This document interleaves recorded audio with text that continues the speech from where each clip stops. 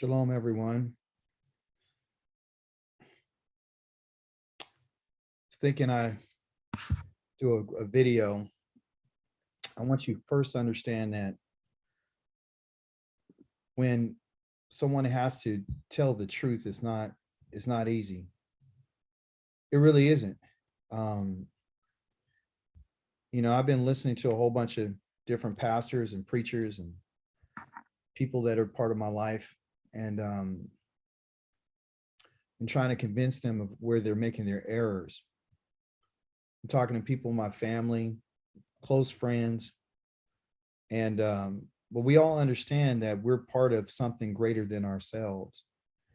So I want to make this video. I want to give this a teaching. I called it the Book of Rome's Lies. Unfortunately, I'm going to have to take the gloves off. I'm going to have to take the gloves off because there's a lot of things that are being said that are not true about the Holy One of Israel, about his people, about Abraham, about Yitzchak, about Yaakov, and about the promises that the Holy One of Israel has stated that he would give to us and do for us as a people. We have a lot of teaching out here that's false. When we sign up to come and be part of the family, and we say that we want to get into it, we need to understand that you're going to clash some heads.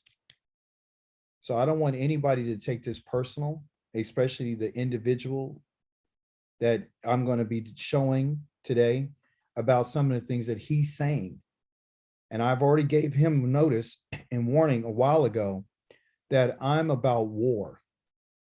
I'm not, when it comes to the Torah and it comes to the Holy Scriptures, the Hebrew Scriptures, and it comes to Yah's laws, we are commanded, and I want to make it clear to you, we are commanded, okay, to guard what the Creator has said.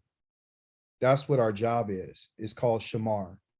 Shamar means to be guarded. It means to be on guard.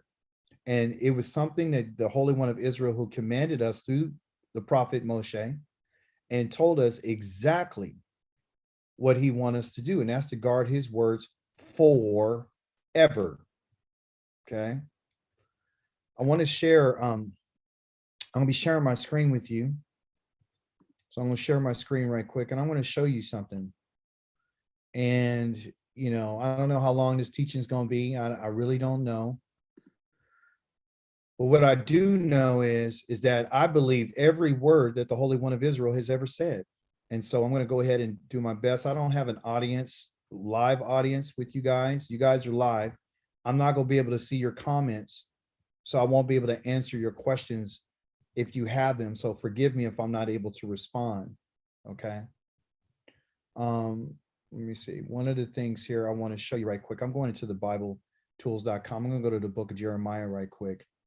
And you might hear me get a little upset. You'll hear a lot of passion.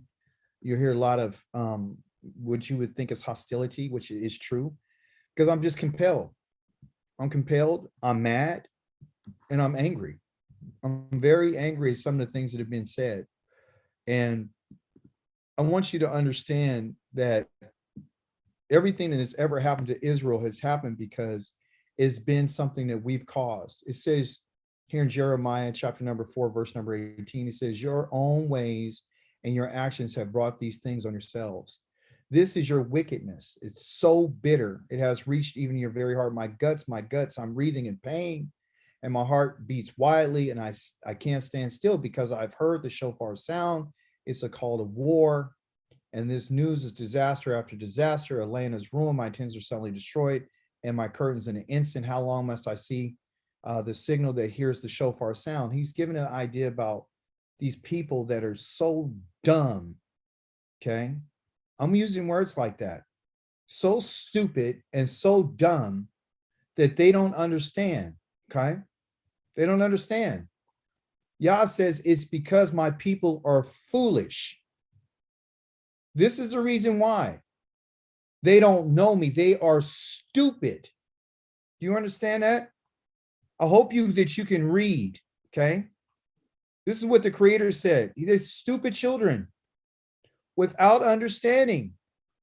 wise when it comes to doing evil, but they don't even know how to do good. They don't know how to do any good. They're stupid. Okay. They're really stupid. And the people that are following these people are just as dumb as they are. Okay. It's okay to be called stupid. It really is. The Creator just said that his people is stupid. Am I calling somebody stupid? His people are stupid. Understand that. That's in chapter number 4 of Jeremiah. We'll go to chapter 5. And let's see if this is true. Let's see if he just felt that way at that moment and he hasn't decided to say anything different. Well, it says here, verse 21, or let's start in 20.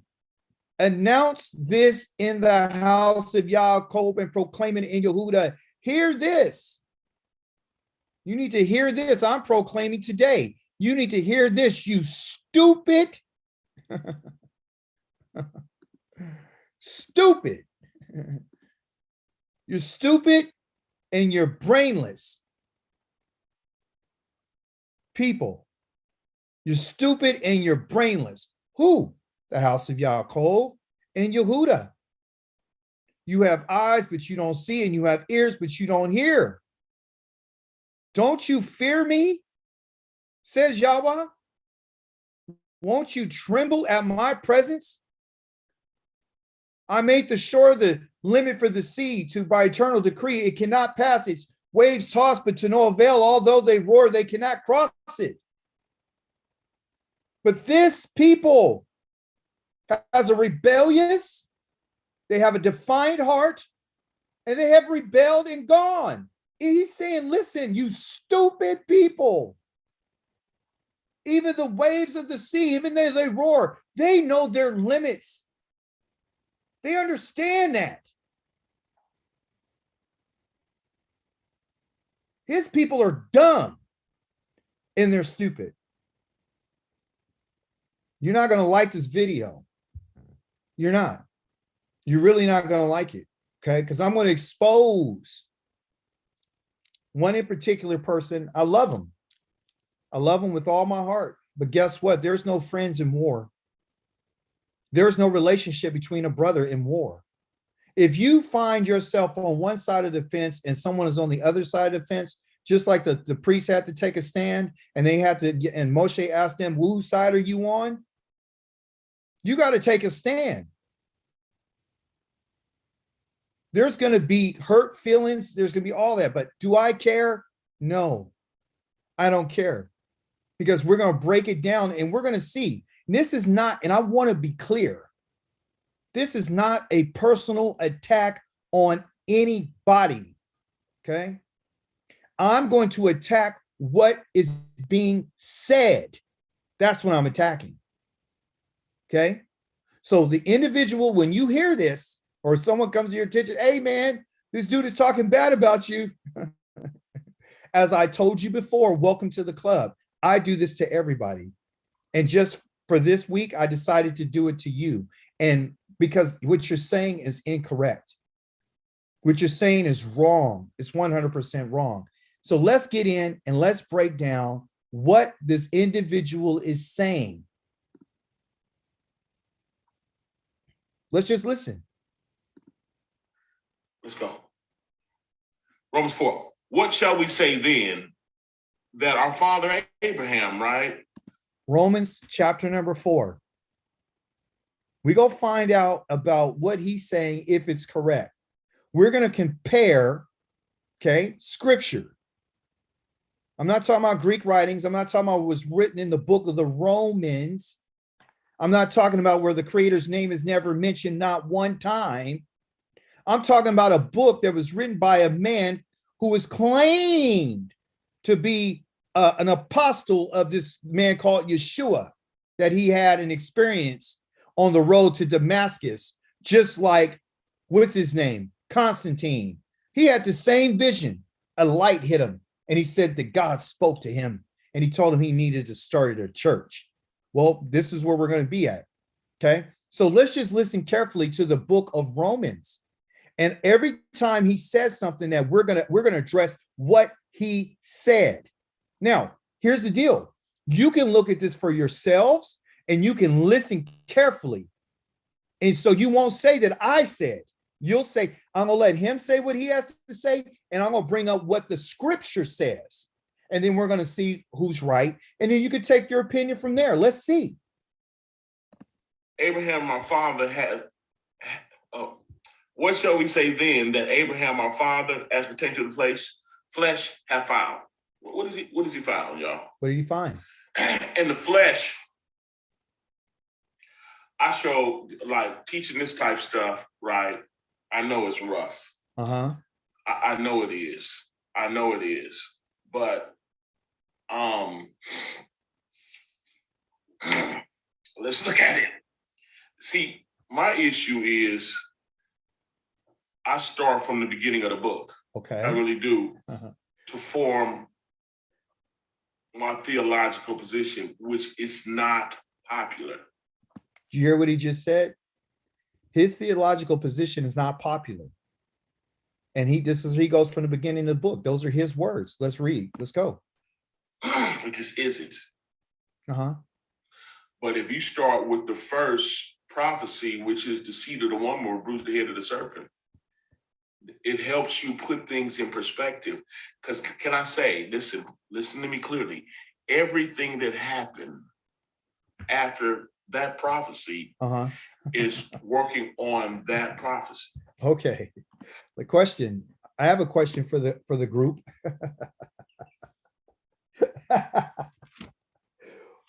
Who wrote that prophecy? Just think about it. Who wrote the book of Genesis?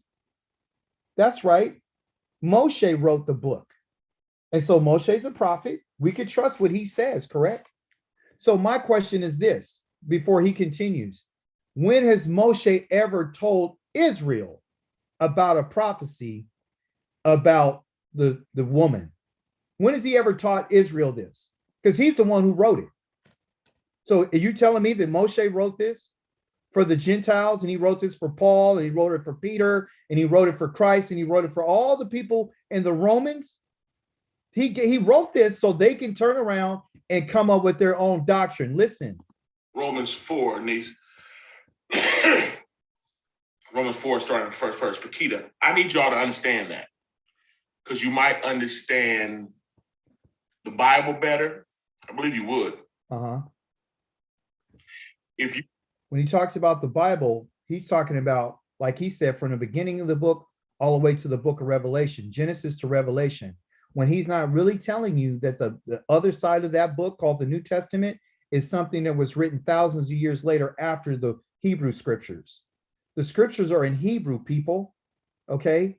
The Torah is the first 5 books that every other book was added onto that. It was canonized onto this book. That's how they came up with the Bible. The Bible is not a Hebrew book.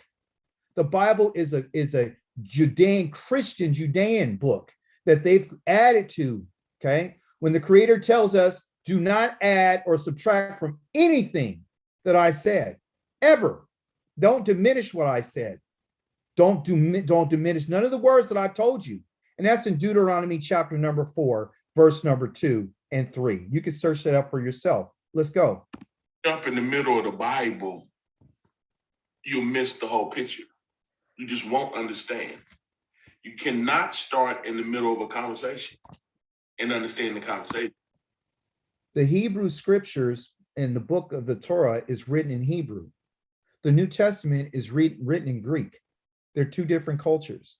The Greeks turned around and they said, well, let's take the Hebrew scriptures, right? And let's put them into our own language, which is called the Septuagint. When they had 70 scholars come together, there's actually 72 of them, and they came together and they wrote a copy of the Tanakh for the population of the Hebrew people and their people. So they wanted them to have a copy of our book, okay? Be at the beginning. You got to understand what happened and why.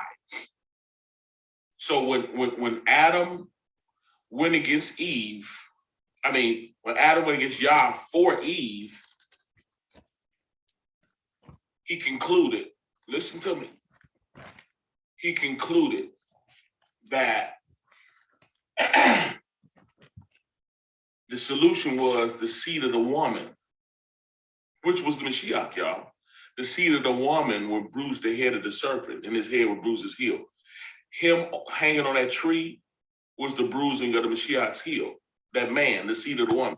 When has Moshe ever taught that? When has Moshe ever taught what he just said? Because that's the doctrine, that's the teaching. When did Moshe ever teach the children of Israel what he just said? If you claim to be one of the sons of Israel, I just wanted to give you a heads up. If you claim that you're part of the house of Israel, which they would call Yasharal or whatever else everybody want to call them, okay? The sons of Israel, Reuben, Shimon, Levi, Yehuda, okay? Zebulun, Yissachar, Dan, Gad, Asher, Naphtali, Benjamin, Yosef, Ephraim, Manasseh. If you claim that you're part of that family, when did Moshe ever teach the children of Israel what he just talked about? And I got an answer. I'll let you answer it. Never. But he tore down Hasatan's kingdom, and the believer is rescued through that process. So everything that happened moving forward is to bring that prophecy to pass. You got to know that in order to understand the Bible. So here we go. What shall we say then that Abraham our father has pertaining to the flesh has found? For if Abraham were justified by works, what works is he talking about? The works of the law. Did you know the Bible tells us that we were all born in sin and shaped in iniquity, that we have a fallen nature? Did y'all know that? Question. Did the Hebrew scriptures ever say that? Besides what David said? Was because David's telling people in Psalms that he was born in iniquity and shaped in it and formed, and his mother formed and conceived him in sin. Was that a teaching that he said from here on out, we're going to create a doctrine and a teaching about that? No. Moshe never taught the children of Israel what he just said. David was expressing how he felt about his life when he fell, when he went into adultery, and when he killed a man for his wife. He's expressing that, okay? That's not a Torah teaching. That's not something that Yah has told you and I to say, this is the doctrine in the teaching that I need you to pay attention to. Think, people. He's telling us to stop being stupid. So open up your ears and listen to what's being said. Just ask yourself the question, did Moshe ever teach that? No. Yeah, period. The law just came and proved it.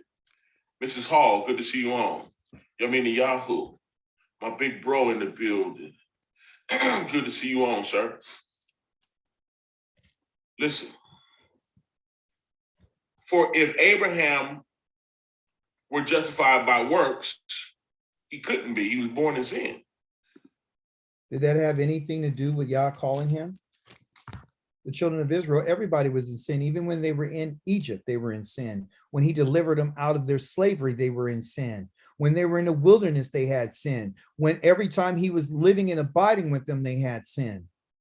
He came and made his presence in their presence. He lived and walked among them while they were in their transgression and their sin.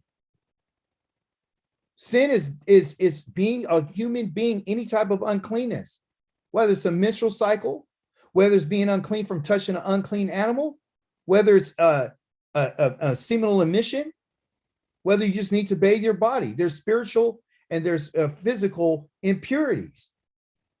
You understand? Anything that we touch, he said, don't touch pork. That's sin. And what is sin? Sin is missing the mark. Sin is saying, hey, you know what? Here's the mark. It has to do with a chord. You have to measure between the target and that where you hit. And so when you don't hit the target, you miss the mark. And so you got to take out a line of measurement and see how far you missed it. And what do you do when you find out how much you missed it? You go back and you practice again so you can try to hit that mark. Okay. Sin, and guess what? There's always going to be sin, because in the book of Ezekiel, it tells you there's sin. There's offerings for sin in the book of Ezekiel, chapter number 44 and 45. Just saying.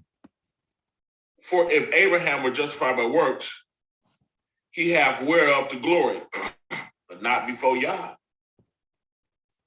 We were born in sin. That kills that. Roddy Bowl Saunders. So he's saying that, listen. What's up, bro? He's saying, bro. Listen what he said. He don't have no way to boast. He don't supposed to boast because he's Abraham's a sinner. He's in Romans. For what saith the scripture? What does it say? Man, I've been hacking. What does it say? Let's hear what the scripture says. Beverly, good to see you on North Oakland in the house. For what saith the scripture? Abraham believed Yah, and it was accounted unto him for righteousness. Did it say Abraham kept the law? Listen to this. Listen what he just said. He said that it says in the scripture that it was accounted to Abraham for righteousness because he believed Yah. That's what it says, right? That's what he's saying it says. And then he just mentioned it wasn't because he kept the law. So I'm going to let him finish, and then we're going to go and I'm going to show you about what was really said versus what he's telling you what Romans says. And it was accounted on him for righteousness? Or does it say he believed Yah and it was accounted on him for righteousness? The Bible says he believed Yah and it was accounted on him for righteousness. So he's saying that Abraham believed Yah, as if this is something that came from within Abraham to do. Okay. That's what he's saying. I'm going to be clear. Okay. Listen. Do you know what believing Yah means? Let's hear it. That he believed him to the point that he did what he said. Okay, now it's time for us to pause on the video, and I need to go show you where this is at, so you can understand that if you don't know the text, if you don't know Hebrew, then you're going around and you're not telling people the truth. Now, I got to give everybody, I'm going to give you just a little bit of a pass, okay? Those who don't really know the language because it's been taken away from us, okay? But still, there's no excuse for you not to know.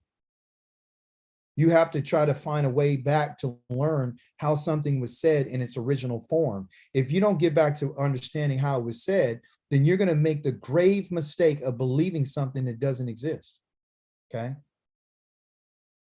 Okay.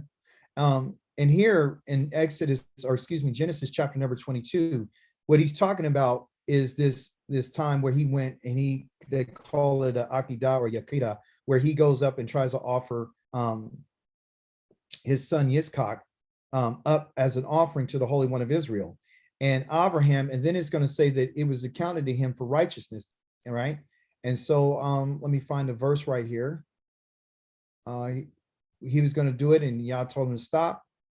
Let me see. And then he tells him the sacrifice is averted. Let me get right to it. Provided, okay.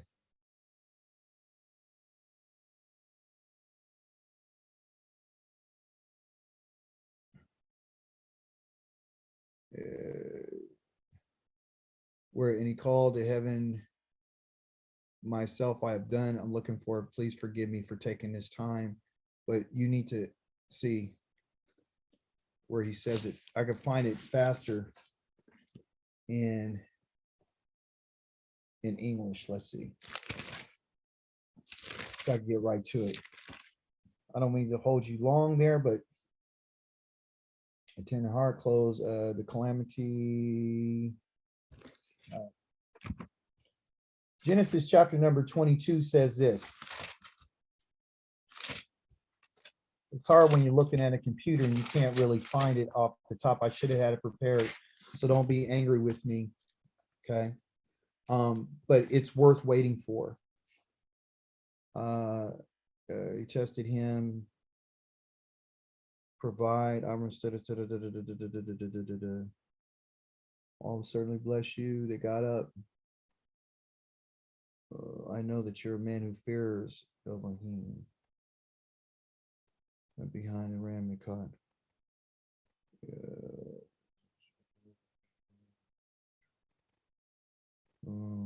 Possess the cities and descends a mission, blessing the order. Wow. Okay.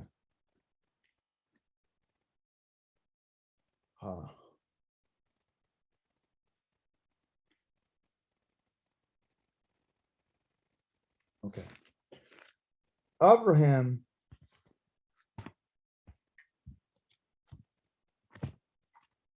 did what the Creator told him to do. I'm going to show you right quick. Genesis chapter number 26, verse number 5. This is what it says.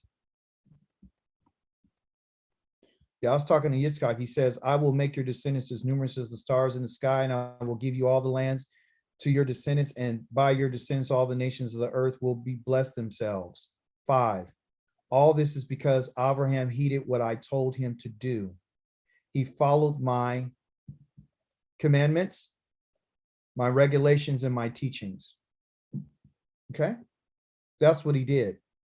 So when we talk about in English, and it says his regulations, his commandments, and let's go see what it says. Because remember, we were just told that righteousness was accounted to him because he believed, right? But we hear the testimony of the Creator himself in chapter number 26, verse number 5, says, because that obeyed the Shema Abraham, he obeyed, meaning he listened and heeded my voice, and he Yishmar, he guarded my what? Mishmarti, my charge, my mitzvot. Listen to this. Mitzvot right here is commandments. He did my commandments. That's what this word right here is. Mitzmotai. Okay. That's my commandments. What else did he do? He what? And he also guarded what? He guarded my kukothai. That's my statutes. Those are called decrees. He did my decrees. It's a time where people that which was separated to be gathered. So this is appointed times, okay? And everything that he asked him to do, okay? So he did those things. So this is number 1, and this is number 2. Remember what the man just said. He said that Abraham just believed, right? And that's all he did. But that's not what the Creator said. Then he says, and my Torah right here, my Torah, which is the Watorothai, which is my Torah in Hebrew, okay? Torah means instructions. This is what he did. That's what he did. Did Yah say because he believed? So 1 is my commandments. 2 is my kukothai. 3, my thorothai. So what do you see there? You see a difference between what Paul had said and what my good friend and brothers relating to you. It's not true. It's not true. It's not telling you the whole entire story. You understand what I'm saying to you? It's not telling you the whole story. That's a problem. So, what would you call his commandments? What would you call these things? What would you call his statutes, his kukothai? And what would you call his Torah? You would call them what? The instructions. And these are part of Yah's laws and decrees. And that's why the kukothais are etched in stone. They're engraved. They are, and the reason why they're engraved is because they shall never be changed. They will not be changed forever. That's why they're mentioned all over the place. In every prophecy, especially in the book of Ezekiel, in the book of Isaiah, you're going to find that the Shabbat is not done away with, the new moon is not done away with. You find in the book of Zechariah, chapter number 14, that the festival of Sukkot is not done away with. That is a kukothai. When you don't know the language and you don't know what the scriptures are really written in, you can fall for the idea of just believing. You can fall for that. Just believe. Just believe. Okay? But we're going to give you a little bit more so you can hear exactly what is being said. So you can't say that I said it. Let's hear what he says, because he's speaking on behalf of who? He's speaking on behalf of Romans. Let's read. Let's go. If the Bible would have never said that Abraham believed Yah if Abraham didn't do what he said. You got to know that. Come on, somebody. Yeah, I need it. Yeah, Mullen T, I'm going to have to remember that. If you got my number, text it to me so I can remember, because I sure need something right now. Look what it says. For what saith the scripture, Abraham believed Yah, and it was accounted to him for righteousness. Now to him that worketh is the reward not reckoned on. Now to him that worketh is the reward not reckoned of grace, but of debt. That means Yah will owe them because they worked for it. They were born perfect. They did everything he said. No, it's not. No, it's not. When the Creator told Abraham to leave the land of his father, his house of his father, and the land of his family, he told him that I'm going to be your exceeding great reward. I'm going to be your reward. I'm your exceeding great reward. And meaning this, that I'm going to give you something. I'm going to give you something for coming and to being my servant. Yahweh doesn't have anybody doing anything for him without paying them. Listen to me carefully. He told him to leave to become his servant and said, walk uprightly before me. This is what I'm asking you to do and be perfect in my eyes. And guess what? Abraham walked before Yahweh perfectly. He did. He caused himself to walk before Yah perfectly. You can check the scripture out for yourselves. You know that what I'm saying is true. He said, walk before me perfectly. Be thou perfect. And he was perfect. That's what he told him. But you know what? Don't let me say it, because I don't want to get it twisted. I don't want anybody to think that I'm saying anything. Let's go right here in Genesis and let's go see what he says for himself. Genesis 15. What does it say? It says, sometime later, the word of Yahweh came to Abram in a vision. Don't be afraid, Abram. I am your protector. I'm your protector. Why? Why is he telling him that? Because he was afraid, because he was in a strange land. He said, I'm your protector. Your reward will be very great. Well, why would he give him a reward? What did he do to receive a reward? What did he say? He told him, I'm going to give you a reward. Your reward is going to be great. A reward for what? You're getting a reward for your service, for being my servant. And what I'm going to give to you is I'm going to give you land and descendants. That's what I'm going to give to you. I'm a sakar. I'm a reward. That's what the word reward means. It means sakar, a payment. It's a payment. That's what a reward is, people. Sakar. Okay, go look it up if you know the language. But if you don't know the language, you would believe that the Holy One of Israel has simply asked us to what? Just follow him for nothing. Just believe. You got to be out your mind. It was for a reward. You understand? And the reward is going to be what? He said, the word of Yahweh came to him in verse 3, this man will not be your heir, nor the heir from your child of your own body. Okay? It will be a child from your own body. Then he brought him outside. He said, look up at the sky and count the stars if you can count them. Your descendants will be that many. That's the reward. He believed. Listen to what he just said. He believed in Yahweh and he credited him as righteousness. As righteousness. So, when was it established with him that he got righteous? It said that he believed. He believed what? He believed that Yahweh was going to give him land and descendants. That's what he told him.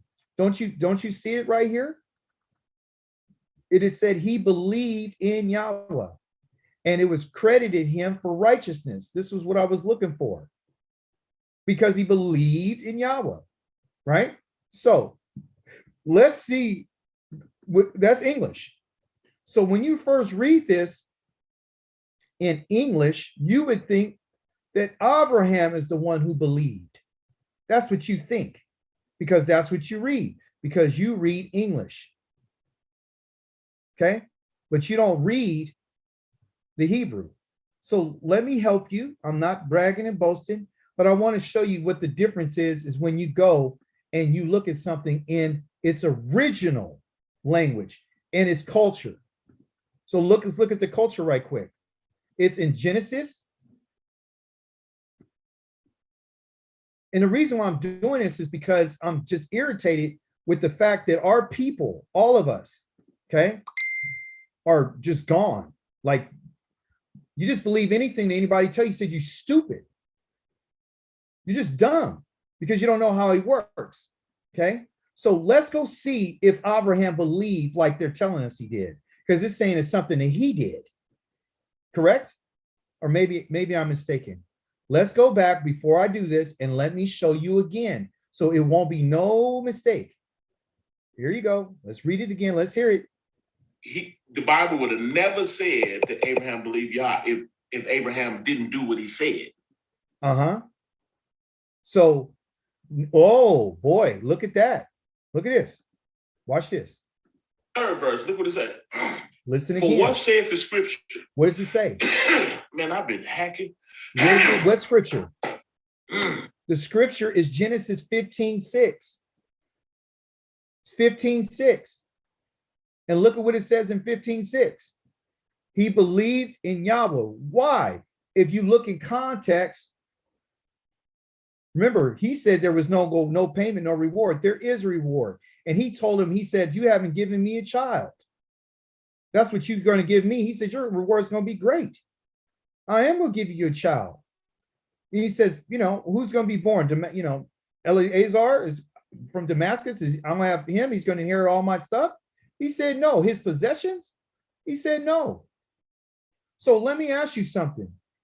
Did this have anything to do with what? Anything? No.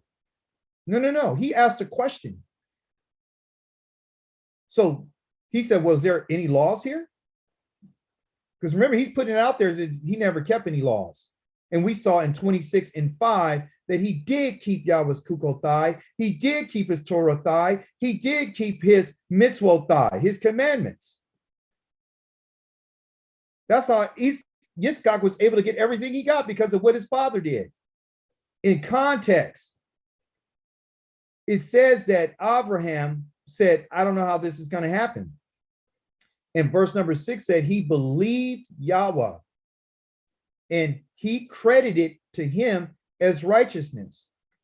So we got to find out who this he is. And to him, we know that it says he, talking about what? Avram. He believed in Yahweh. And he credited to him as righteousness. Okay. So let's go find out whether or not it's the righteousness and if it is the belief that came from within Abraham. Let's go see. Stay with me today. Genesis chapter number 15, verse 6 says this.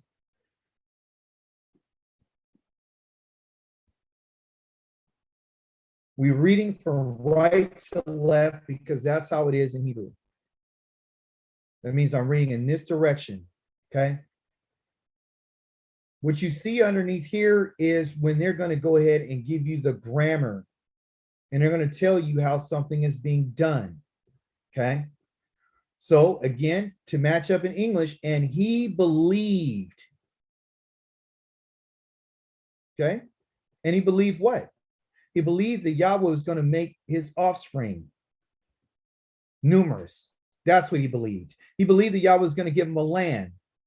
He believed what Yahweh said, okay? But where did that belief come from? Did it come from himself? No. It came from the Holy One of Israel. This verb stem right here, v'hifel, okay? And it's conjugated perfectly. In Hebrew, there are several different ways of an action being performed, okay? Because that's what a verb is. A verb is an action, okay?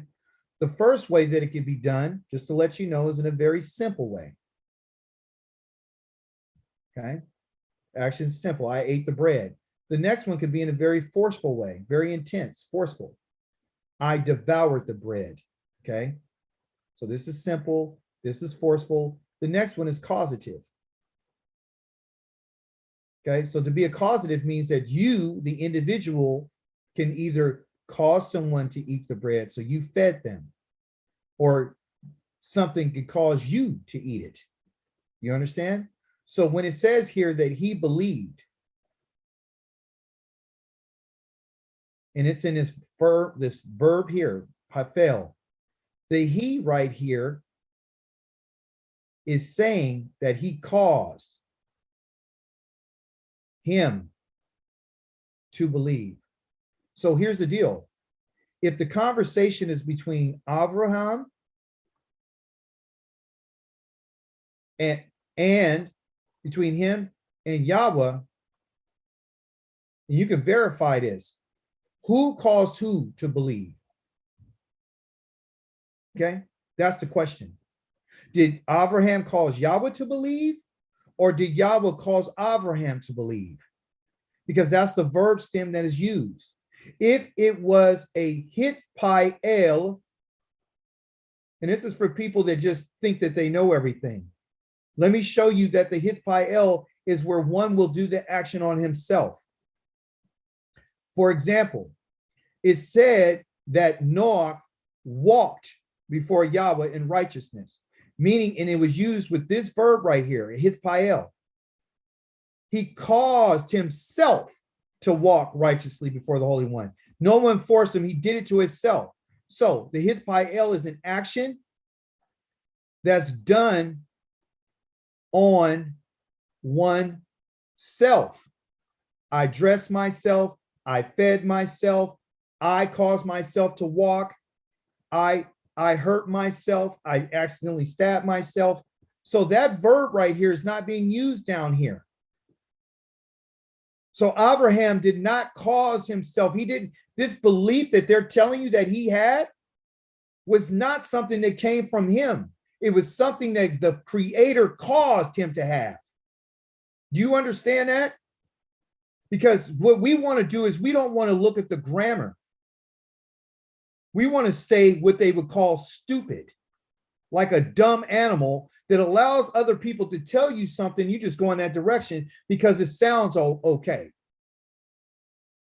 This is the contention that I have with everybody. And I've been waiting for somebody to challenge me, and they have yet to come to my channel. If you don't like what I'm saying, please Facebook me, call me, let's do a live debate so everybody can hear about it. We don't need to hear from one person. That's why I put this live.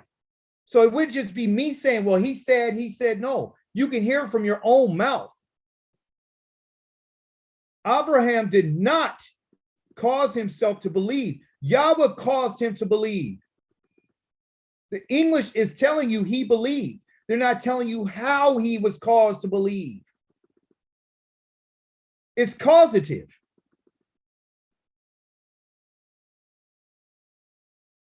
But guess what? That's not good enough. That's not good enough. You know why? Because you would say, well, that's your opinion. That's your interpretation. Because, you think you're all that because you know the Hebrew language, right? So let's just go right here and let me put it in here. And let's see if I am saying that which is true and not true. Okay. So let's look at the Hiphael stem. Okay. All right. The Hiphael form is a verbal stem formation in biblical Hebrew, usually indicated by a hey that's put on the front of the word, okay, before the first radical, all these other things, these are all vowel points. For example, the Hiphael verb means what? As I told you, it means the cause. So Akik Dawid is telling you the truth. Causative. So again, my question is, did Yahweh cause Abraham to believe, or did Avram cause the Holy One of Israel to believe? It's a no-brainer. That's why you got to know this language. That's why you should come to my class and humble yourself so you won't go around and be misleading yourself and others because you're being led by the Romans. Let's continue. I got a lot more. Beverly, good to see you on. North Oakland in the house. For what said the scripture, Abraham believed Yah, and it was accounted unto him for righteousness. Did it say Abraham kept the law? You see how he injected that? And it was accounted on him for righteousness? Or does it say he believed Yah, and it was accounted on him for righteousness? He didn't believe. Yah caused him to believe. It had nothing to do with doing anything. So why would you diminish and minimize Yahweh's words so you can create your doctrine? Romans. The Bible says he believed Yah, and it was accounted on him for righteousness. Do you know what believing Yah means? That he believed him to the point that he did what he said. If the Bible would have never said that Abraham believed Yah if Abraham didn't do what he said. In that context, what did Abraham do? In that context of Genesis 15 and 6, 15, 1 through 6, what did Abraham do? You hear listen what he just said. I'll rewind it. Listen what he just listened. Man, I've been hacking. He's going to tell you something. Beverly, good to see you on. North Oakland in the house. For what said the scripture, Abraham believed Yah, and it was accounted unto him for righteousness. Did it say Abraham kept the law, and it was accounted on him for righteousness? Or does it say he believed Yah, and it was accounted on him for righteousness? The Bible says he believed Yah, and it was accounted on him for righteousness. No, the Hebrew says Yah caused him to believe about the promise that he just told him about descendants to inherit everything he had. Do you know what believing Yah means? Tell us. That he believed him to the point that he did what he said. Where? In 15:6. Where? Do you see how people are taking one from 15:6 and applying it over to whatever they need to apply it to? What did he do so he could, what did he do in this case? See, he's thinking that this is about believing, like, hey, I'm gonna believe what you said. And I did what you said. No, it was talking about a promise about descendants. That's what Abraham believed. He didn't have to do anything because Yah caused him to believe what he said. If the Bible would have never said that Abraham believed Yah if Abraham didn't do what he said. There's nowhere in 15:6, 15:1, 2, 3, 4, 5, or 6, or 7, all the way down in that chapter that Abraham did anything. That's what you got to understand. That's why you got to be careful. You got to know that. No, yeah, you better know it. Come on, somebody. I'm here.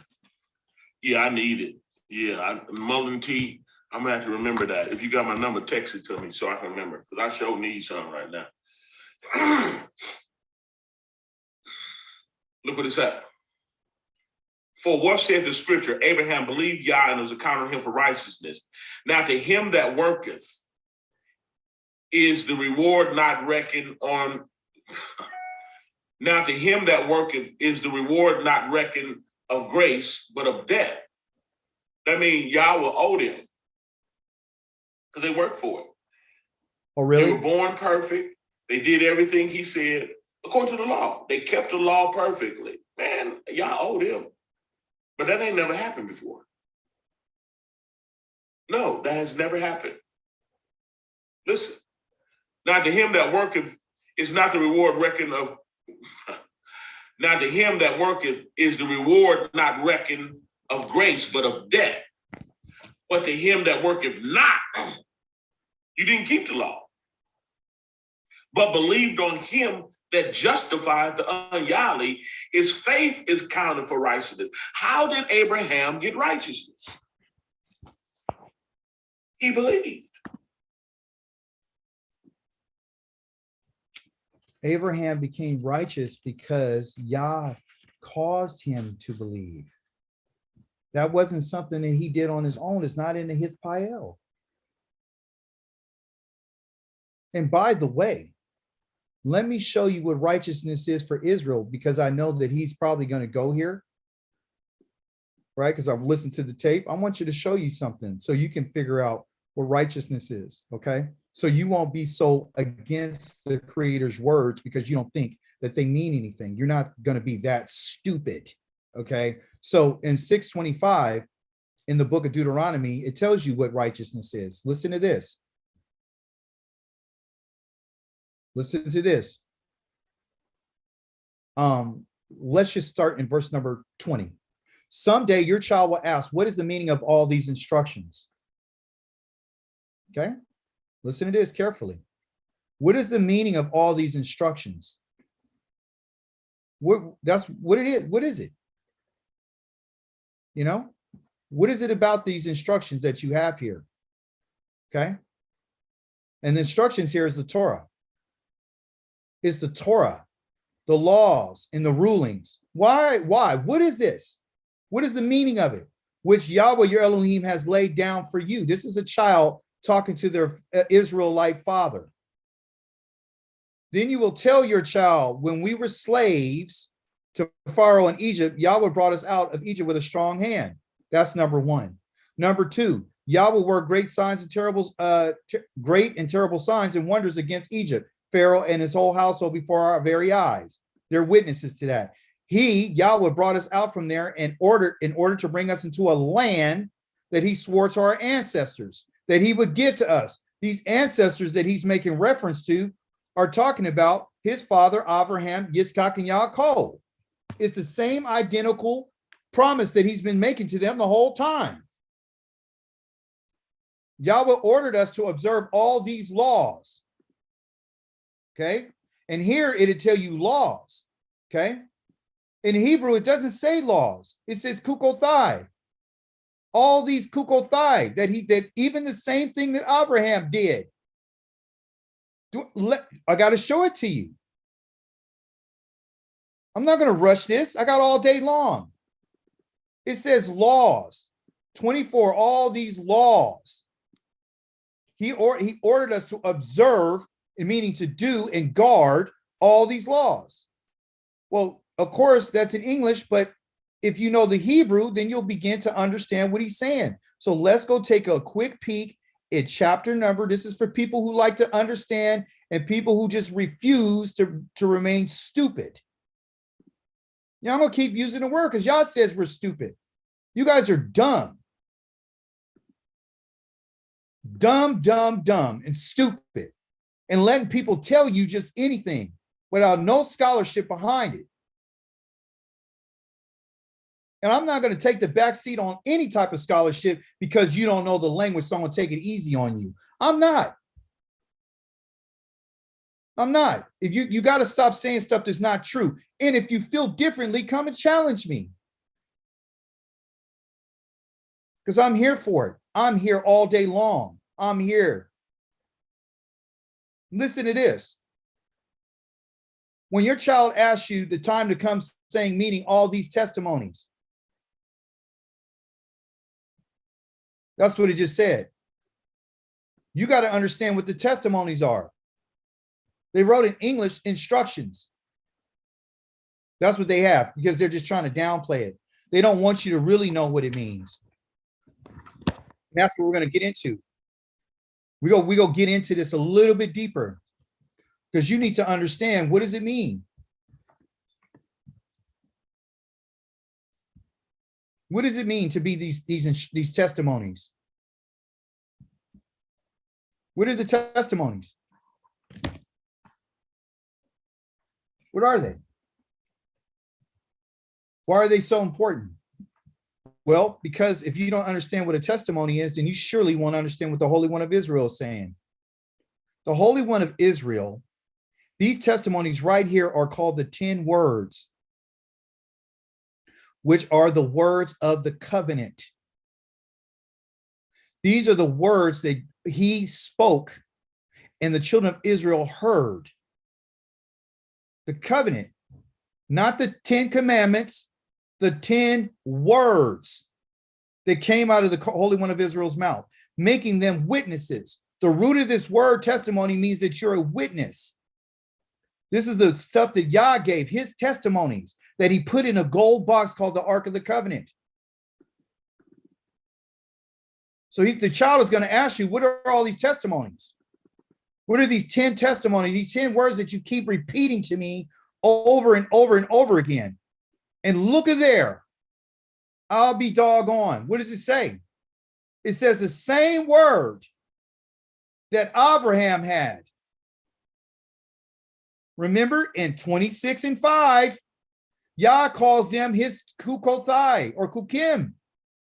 Over there in 26:5, he said kukothai, meaning my statutes. Here he says, and the statutes and the mishpatim in which Yahweh your Elohim has commanded us to keep.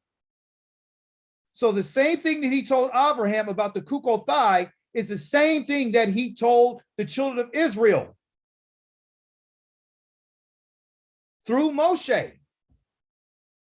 And by the way, the person who's responsible for writing down the Avotheka is Yahweh himself. The person who was responsible for writing the Torah was Yahweh. Telling Moshe, write down this Torah. Write it down for the people. There you go. That's what it is. Do you see that? That's what Yah is asking Israel to do, the same identical thing. And if you look at the title right there, teach your children. Because why? We were slaves that Yah brought us out. That's the difference between us and Abraham. Abraham wasn't a slave. Yeah, this is before the commandments was on stone. The commandments were never on stone. The commandments were never on stone.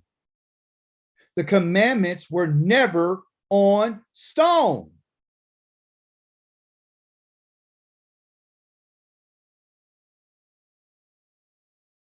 Let me show it to you so you won't remain what they call stupid and dumb, okay? Look here.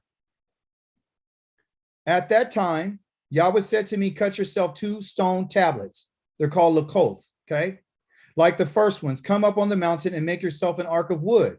I will inscribe on the tablets the words. That's hadavarim, the words. It's not commandments, not mitzvothai. It's called the words.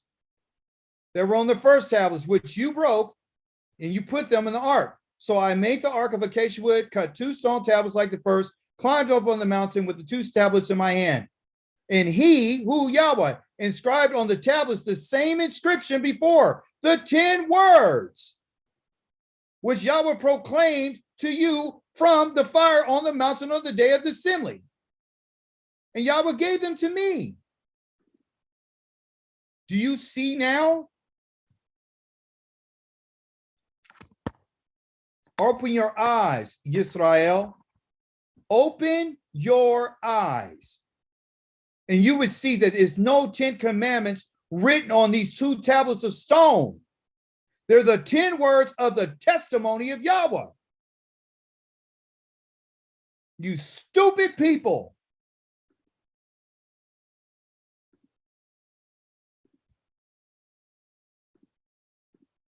You know why the Most High didn't have to deal with him? Elsa, good to see you on.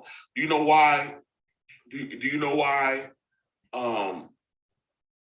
Yah didn't have to put the commandments on stone and present it to Abraham?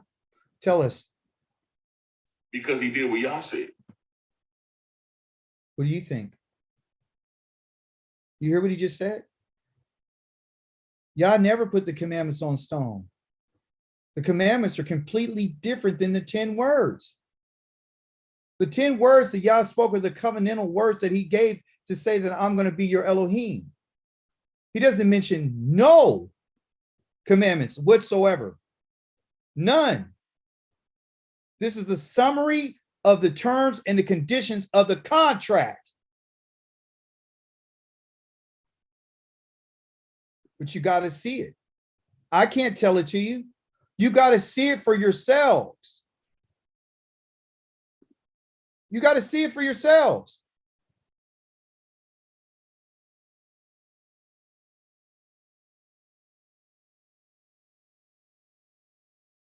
Moshe called to all Israel and he said, listen, Israel, to the laws and the rulings that I'm announcing in your hearing today, so that you will learn to what? Learn them and take care to obey them. The laws and the rulings? The laws and the rulings. Chapter number 5 of Deuteronomy. Let's go see if that's true. Let's go see if it's true, if it is laws. Let's go see in chapter number 5, verse number 1, if it's true, according to the Hebrew text. Vayikra Moshe the elder called Yisrael, and he said to them, Shema Yisrael, that's a command. If the Kukim, again. The Kukim is the same identical things, not laws, Kukim. They're decrees. Right here, Kukim. And the Mishpatim. These are not the 10 words. Oh, you're going too far. We don't know what Kukim is. You're just saying that. Well, let me click on it for you right quick to show you what it means. Something prescribed or owed, a statute. It's called a koch. Comes from the word kakak, okay? What does it mean? To cut, to inscribe, it's called a decree. The reason why you cut and you inscribe it is to let people know that it can never be changed. It's a decree that's supposed to last forever. So this idea of this very limited thinking about it's just laws, you're mistaken. It's Kukim, and Mishpatim. Mishpatim right here deals with judgments, rulings. So these are the things that he's asking Israel. He says, I've come to teach these, listen to these things. That's why he used the word Shema, because Shema is to what? To listen, hear, and obey. It is an imperative. That was the command. The command is to listen. The command is to hear in your hearing today, that you may learn. Why would you need to learn these? Why you need to learn these things? And be careful to what? To allow ourselves to do them. Period. Yahweh Elohim made with us a covenant in Koreh. Yes, he did. But the covenant is different than the kukai. Look at the word for covenant. A covenant is not a kukotai, or it's not a kukim. It's an agreement. And when people don't understand the language, they don't get it.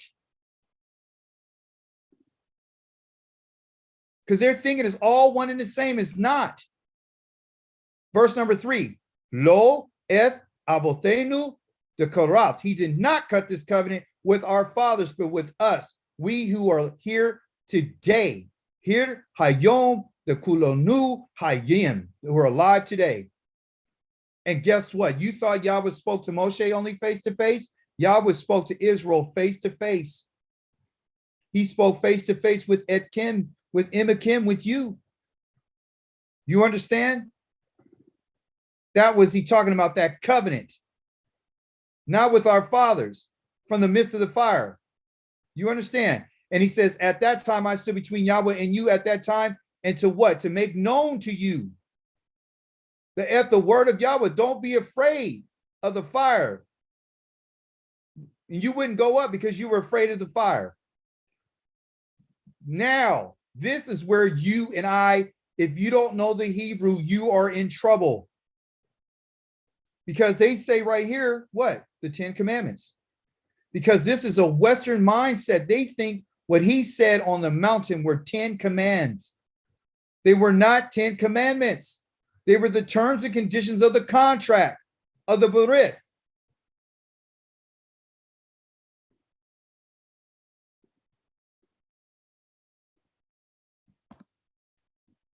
That's why.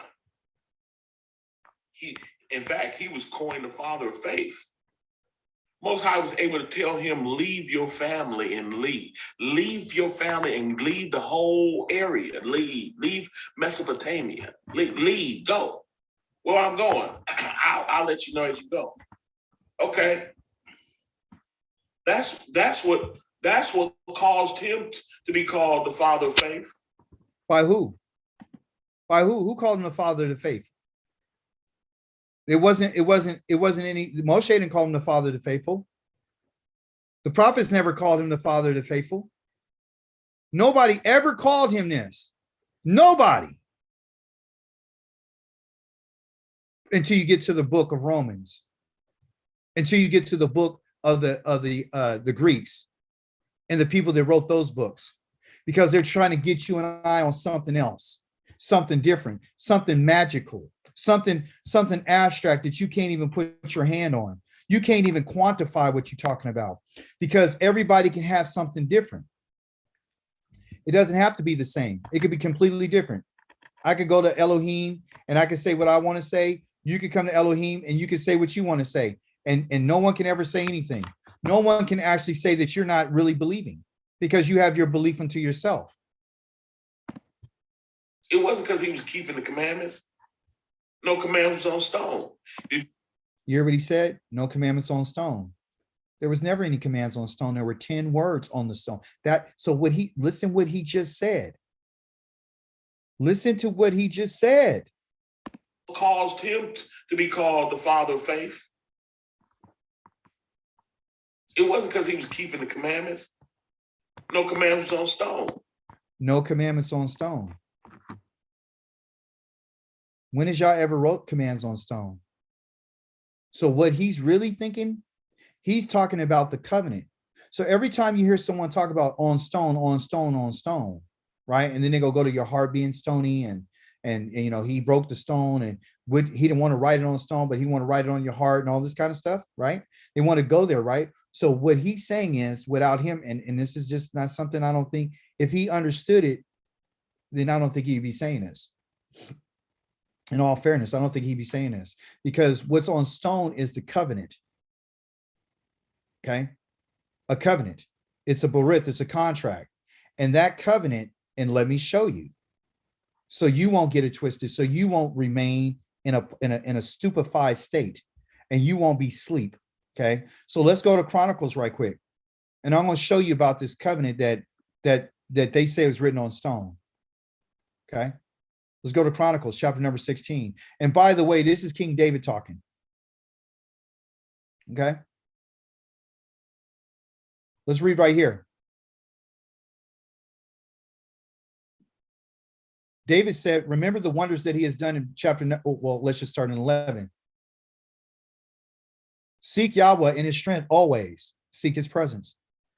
Remember the wonders that he has done in his signs and his spoken judgments. Why does he want us to remember these things? You know why? Because that's what we were told to teach our children, to remember what he did to Mitzrayim, to remember what he did to Pharaoh, to remember how he brought us out, to remember his great signs, to remember how he opened up the Red Sea, to remember how he fed us in the wilderness, how to remember. The New Testament doesn't want you to remember, because now all of a sudden now he's talking to the Gentiles too. And you can forget about all this because there's no more wonders and no more spoken judgments. Now what you got is a hippie on a stick, or you got what they call a black version of a Hebrew Israelite. He's no longer the white boy with the blonde hair. Now he's the brown brother with the kinky hair with dreadlocks. So you can forget about everything else that Yah has done. So if you forget his signs and his wonders, you forget what he did in Egypt. If you forgot what he did with Egypt, you'll forget what he's going to do with us in the time to come. And if you forget what he did in Egypt, you forget that he's the one who delivered you from Egypt, and he's the one who delivered you out of your slavery today, stupid. You descendants of Yisra'el, his servant. This is King David speaking here. You offspring of Yaakov, his chosen ones. We're the chosen ones. He is Yahweh, our Elohim. There is no one else. His judgments are everywhere on the earth. Remember his covenant forever. What does it mean forever? How long? A word he commanded to how many generations? 1,000 generations. So from the time that this was given, oh, did he say until Christ comes? Or did he say until Paul tell you something different? Did he tell you to the Greeks and the Romans write another edition of what he said? Remember, you Zakar, remember, make a memorial. Remember, remember, remember, remember. Remember the covenant that he made, the agreement, the Bodrit that he made forever. The word he commanded 1,000 generations. Remember the covenant he made with Abraham. What was the covenant he made with Abraham? He said, I will be your Elohim, and I'm going to do this through circumcision. Remember the oath that he swore to Yitzchak that I read to you. He said, if you stay in this land that I told you, 26, 1 through 5, I'm going to give these lands to you like I told your father I'm going to give it to you. He swore an oath to him. What did he establish? He established a law for Yaakov, for Israel, forever, an everlasting covenant. Everlasting. I'm going to try to remain calm. I am. I'm doing my very best. I'm not using any swear words today. But also too, what I want to do right quick is I want to show you again.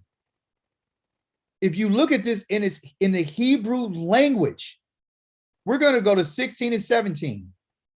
Don't take no time. Let's just look at it. I'm not asking you to be a Hebrew scholar. What I'm asking you to do is start thinking and start studying and start going to a different place, because if you don't, you're going to be lost. And you're going to be lost in more than in the sauce. You're going to lose your soul. That's what's going to happen. You're going to find out that you was wrong. And you're going to find out that you listen to other people. You're going to find out that the book of Romans was written thousands of years after Yah's covenant. And they never talk about him and never mention his name, nor the land, nor his descendants, ever. They turn and they focus everything on one man, on a man that he claims that he's God. He's Elohim. Challenge me. I want to debate. Again, it says, what does it say? It says he will remember. Remember forever his burrito, right here. Right there, it's a berith right here. The burrito means his covenant. His berith, for what long? The word he commanded for 1,000 generations. It said, why? And it's in a PL form, meaning it's in a forceful way. Remember I told you simple way, forceful way, causative way? Well, this is forceful. That's why I'm talking with intensity, because the only time you're supposed to be talking forcefully is when something is serious. He said, for a generation, for 1,000 generations to come, in which he covenanted with Abraham. He had a covenant with him. Genesis chapter number 15.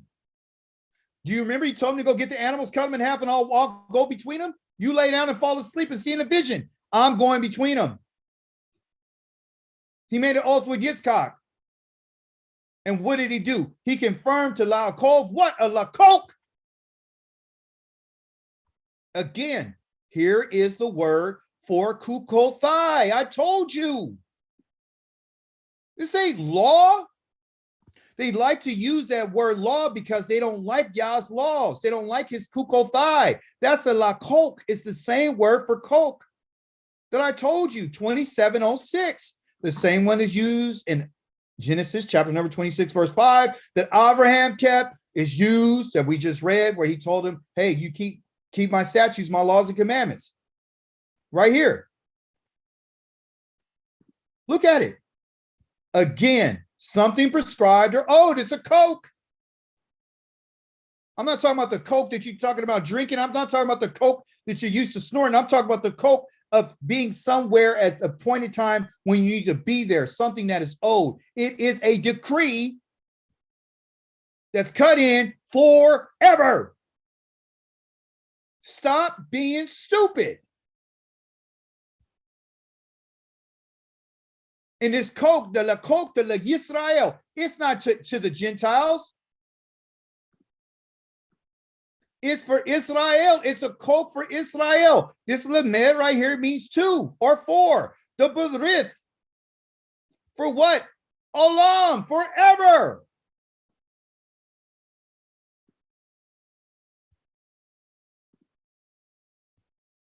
It's an everlasting covenant forever. And let's make it clear so you won't get lost, as we would say, in the sauce. What did he say? He said this is forever, right? He says what? Listen carefully so you won't get lost. So you can stay on the path that the Holy One of Israel is guiding you on. Verse 18 tells you what that covenant is. He didn't mention, listen to me carefully. Look at the symbol that's after verse number 17 right here. This means that I'm about to tell you what everything is. So look what he promised. He promised to give land of the Canaan as your allotted heritage. And guess what? It's in these quotations. That means Yah said it. That's what you are in this for. You're in it to get land. You're in it to have a place of rest. You're in it to go there, not heaven. Let's continue. Did you know that was a command? See, people get lost in wordplay. Oh, really? When they see commands in the New Testament, they think that every time they see command, keep my commandments, they believe they're talking about the 10 Commandments, and it's not. Wow. They get lost in the sauce because of wordplay. When the Most High told him to leave the family, that was a command. Did you know that was a command when the Most High told Abraham not to eat of the tree? Did y'all know that was a command? But folks don't get twisted up in that. How many of y'all will go back to the beginning when the Most High told Abraham to leave his family? So, oh, see, keep his commandments. He commanded him to leave. Oh, what is that talking about? The 10 Commandments? No, it's not. No, it's not. It is not. Anyway, nor is it when he said in the New Testament, unless that's what he's talking about. That's why you got to learn how to rightly divide the word. When he's talking about the commandments, he'll let you know. And every time you see Yah say, keep my command, if you love me, keep my commandments, what is he talking about? Yah never said that. Yah never said, if you love me, you'll keep my commandments. Yah never said it. commandments, he'll let you know. Listen, And every time you see Yah say, keep my command, if you love me, keep. he said, Yah said. Question is, where did Yah say that? Yah never said that. Yah has never told anybody, if you love me, keep my commandments. He's never said it, not one time. Period. My commandments, what is he talking about? Do you know? Figure that out. Listen. He talking about the commandments in his 4th chapter, though. You can believe that. The 4th chapter of Romans, he's talking about the commandments. So let's hear it. 4th. Look, to him that worketh, keepeth the 10 commandments. You hear what he just said? He that keepeth the 10 commandments, that worketh. I just want you to, I'm sorry for keep stopping, but I like to analyze. Because you can't let stuff slide. And I'm looking forward to a debate. I don't care if my brother get angry. I don't care if he get mad. That's part of us being in this. This is part of me being in the truth. This is part about me being who I am. Okay, I'm not gonna let this kind of stuff slide. And he ain't the only person I do this to. I'm gonna continue to do it everybody. Now to him that worketh is the reward not reckoned of grace, but of debt. But to him that worketh not, but believe on him that justifies the ungodly, his faith is ungodly. Where's that at? For righteousness. Even as David also described the blessedness of the man unto whom Yah imputeth righteousness without works. That's what he did with Abraham. He imputed righteousness on him without the works of the law.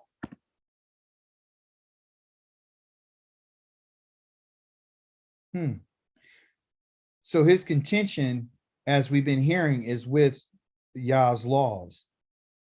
Okay. It's not necessarily with Abraham, it's with the commandments. Just listen. Out the 10 commandments. Because the 10 commands did not come until he did with Abraham. He imputed righteousness on him without the works of the law, without the 10 commandments. Because the 10 commands did not come until the Most High gave them to Yasharel in the wilderness after he delivered them out. Error. There's never no such thing as 10 commandments. Never. There's not one time in the whole entire Hebrew scroll that you would hear 10 commandments. You never hear it. This is an error on his part, a lack of scholarship. He doesn't understand that those 10 words are not commandments. They're not. And you say, well, he says, you shall not murder. You shall not do this. You should not. No, those are the terms and conditions. That means forever. Okay. This is in order to be bound to him through this contract, he's stipulating the relationship and what it is to be expected from his people. Okay. The commandments come on how to follow out or carry out the words of the covenant, meaning the judgments tell you these are the rulings about if a person did steal, because you don't supposed to do it anyway. You don't supposed to covet. You don't supposed to commit adultery. You don't supposed to do any of those things in order for him to be your Elohim. You don't supposed to make another image of any other God. You don't supposed to use his name in vain. You don't supposed to work on the Shabbat, all these different things. But then his Torah and his instructions and his judgments tell us, and which is his rulings, his mishpatim, tell us how to do these things and what happens if you don't do them, or if you went against them, what would be the ruling on it, the punishment. So for example, if you look in the 10 words, there is no punishments mentioned. There's no ruling on anything, nothing. It just tells you that this is what it is. So when you talk about a thief, they have laws and they have commands and they have instructions and they have judgments and rulings on how do you deal with someone depending on the circumstance and how they got caught stealing. What was the circumstance? Was it a sheep? Was it an ox? Was it a donkey? What was they breaking in the house in the middle of the night, or was it during the day? There's a whole bunch of different rulings. So That's where the error is. The error in scholarship is that people don't know the Torah. And the Torah is the embodiment of all the instructions on what the Creator has said for Israel. Israel heard the 10 words, and then after that, everything went silent.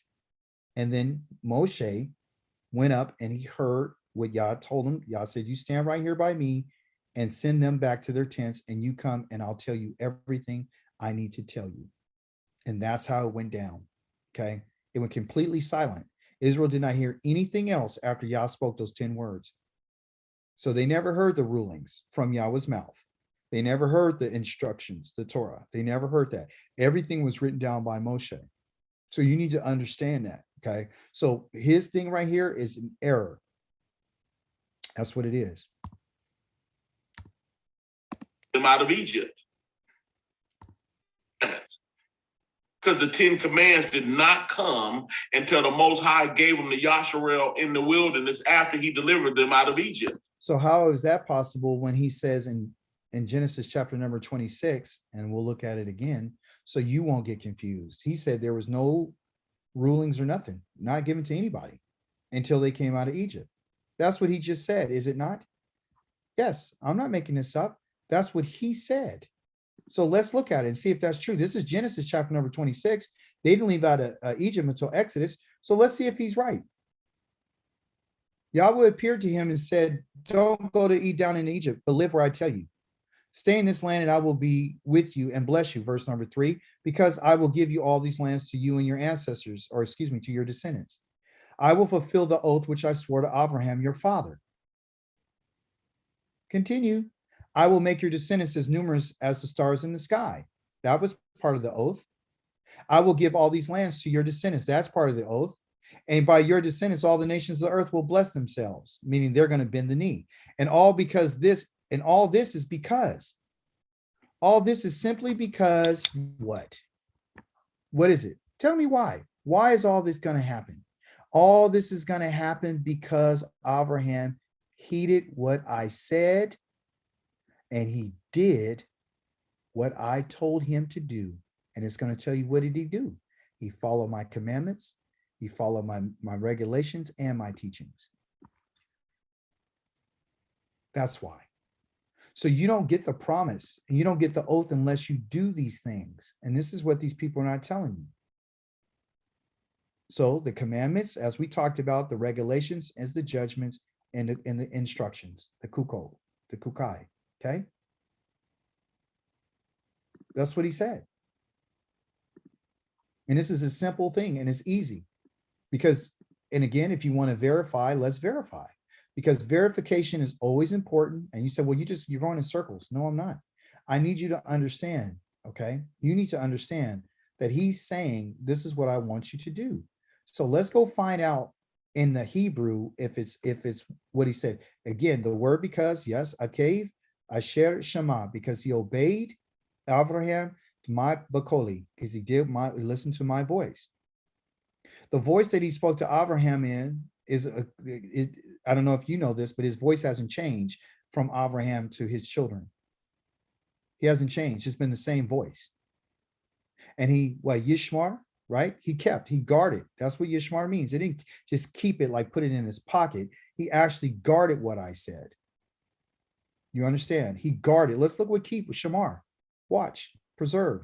He put watch on it. He kept his eye on it, and he guarded it. He was a bodyguard over. He was careful, a guardman, guarded, giving heed, heeding, and keeping. You got all these different words. He paid attention, all these different things. You pay attention to that which you're guarding, okay? It means to go on guard. So he guarded my charge, and what? There it is. My commandments, mitzvotai. Number 1. Kukothai. Number 2. And they say my laws is my Torah, my instructions. So this is what Abraham did. So Abraham kept the Torah. Abraham kept the Kukothai, which is my statutes, and Abraham kept my commandments. So he's in error when he says that there weren't any Kukothai, there was no Torah, there was none of that. Because when you're religious and you listen to what Paul said, They'll keep you in that mindset. I hope you were able to see that.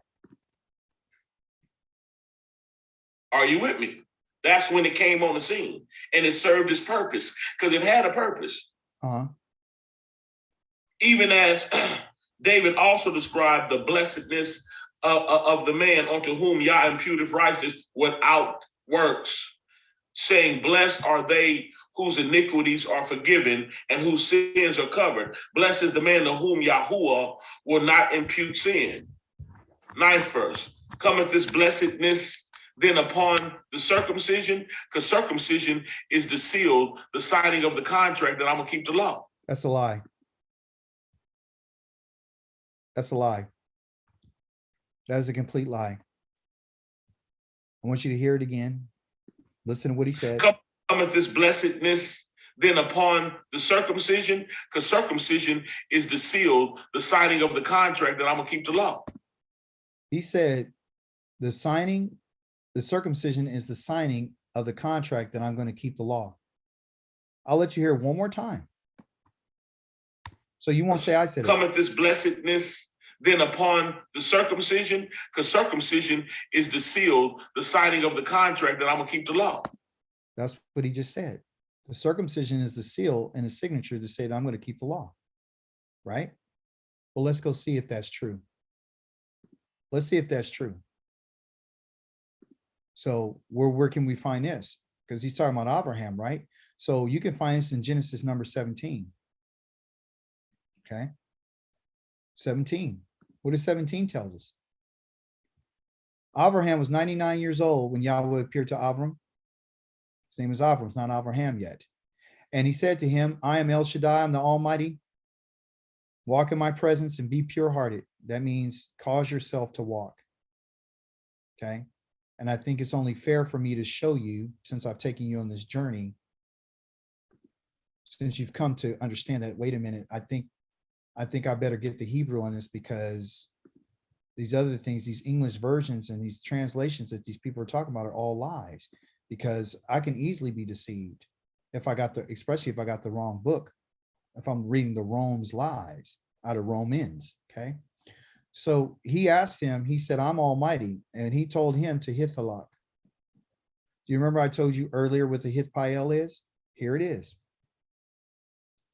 A Hithpael is right here, to walk. And this means cause yourself to walk. That's what this Hithpael is. It means to walk, but how?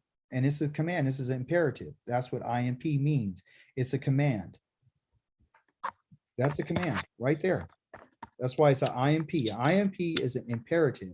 An imperative in Hebrew means it is a command. It's a desire or a wish or a command. And in this case, it is a command. So he's asking him, he's commanding him, to cause himself. The Hithpael is different than the Hithal. Remember I told you that a Hithal was to cause oneself to do something? With a Hithpael is one action is being done that you're causing yourself to do. Well, let's go verify what I just said. Okay. Hithpael. Okay. So I'm gonna go right here quickly for you. So here it is with the whole fail. I'm gonna change this out and I'm gonna put hit Pael. And I'm gonna show you the stem. Okay. And this is what it says. And it's beautiful. It says in the call stem, meaning in its very simple form, yada means to know. It's very simple action. Okay, it's an active voice. Okay, they know what it is. Anybody knows grammar. Thus, in the Hithpael stem, so there's different stems. There's 7 stems, and Hithpael is the 7th one. Okay, the call stem is the very simple one. It's the first one. That's why it's a simple action. Okay, but when you do the Hithpael, it tells you that the verb means to make oneself known. So you're causing the action to happen upon yourself. Reflexive means you're saying this is happening to you. I'm causing this to happen on myself. Okay. So actions can either be done by somebody to you, or you could do it to somebody. Or in this case, the Hithpael stem is where you're going to cause the action to be reflexive, meaning it's going to happen upon yourself. You're going to make oneself to know. Like you feed yourself, you bathe yourself, you shave yourself, you can cause yourself to walk, you can cause yourself to talk, you can cause yourself to do all those things. You understand? So that's what that stem is. So when I told you earlier that when Abraham said Abraham believed, he was caused, meaning the creator caused him to believe. He didn't believe on his own. So just like he says, I'm the Almighty, he's asking him right now, I need you to walk. Cause yourself to walk before me. Okay. And look, walk before me. So this was what you would call in Hebrew, without being a little too harsh, this is called, I forgot, oh, my pen, there's my pen, there you go. This is called choice. He had to choose this. He had to cause himself to do that. Yah was not forcing him to do this. He says, I need you to cause yourself to walk before my face, okay? That's what I want you to do. Go before my face, okay? Because I'm the Almighty, and exist. And it means be, means to exist. Exist what? And here, tamim means perfect. That's what this means. That's what this word means. Blameless, it means perfect. So if he's the one who's supposed to cause himself to walk, he causes himself, he himself had to make a choice to walk before Yahweh perfectly. So the idea that you can't walk before Yah perfectly and all you need to do is believe, I'm gonna write it for you right quick so you can know what it is, so I don't have to say it.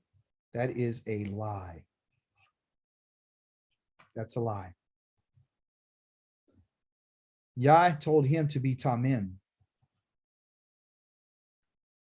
and he asked him to do it himself. Just like Noach, same thing. He said Noach walked before Yahweh. He caused himself to walk. He made a choice to walk before the Holy One that way. And that's something that the New Testament takes away from you. It takes away the power of choice. You don't have any choice because you're a dumb, stupid, and a believing Christian. And then if you decide that you want to be Hebrew, you become what they call a Hebristian.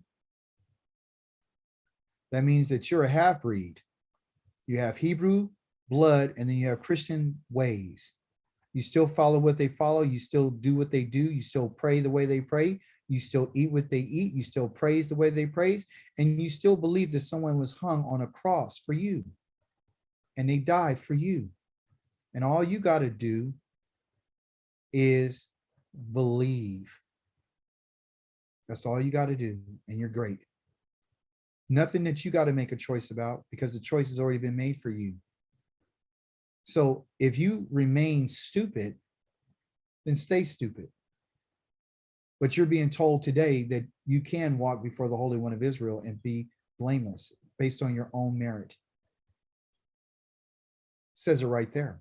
So is the Creator asking him to do something that he never asked? Look, he just told him. He said to Abraham, to him, Ani El Shaddai, I am Yahweh.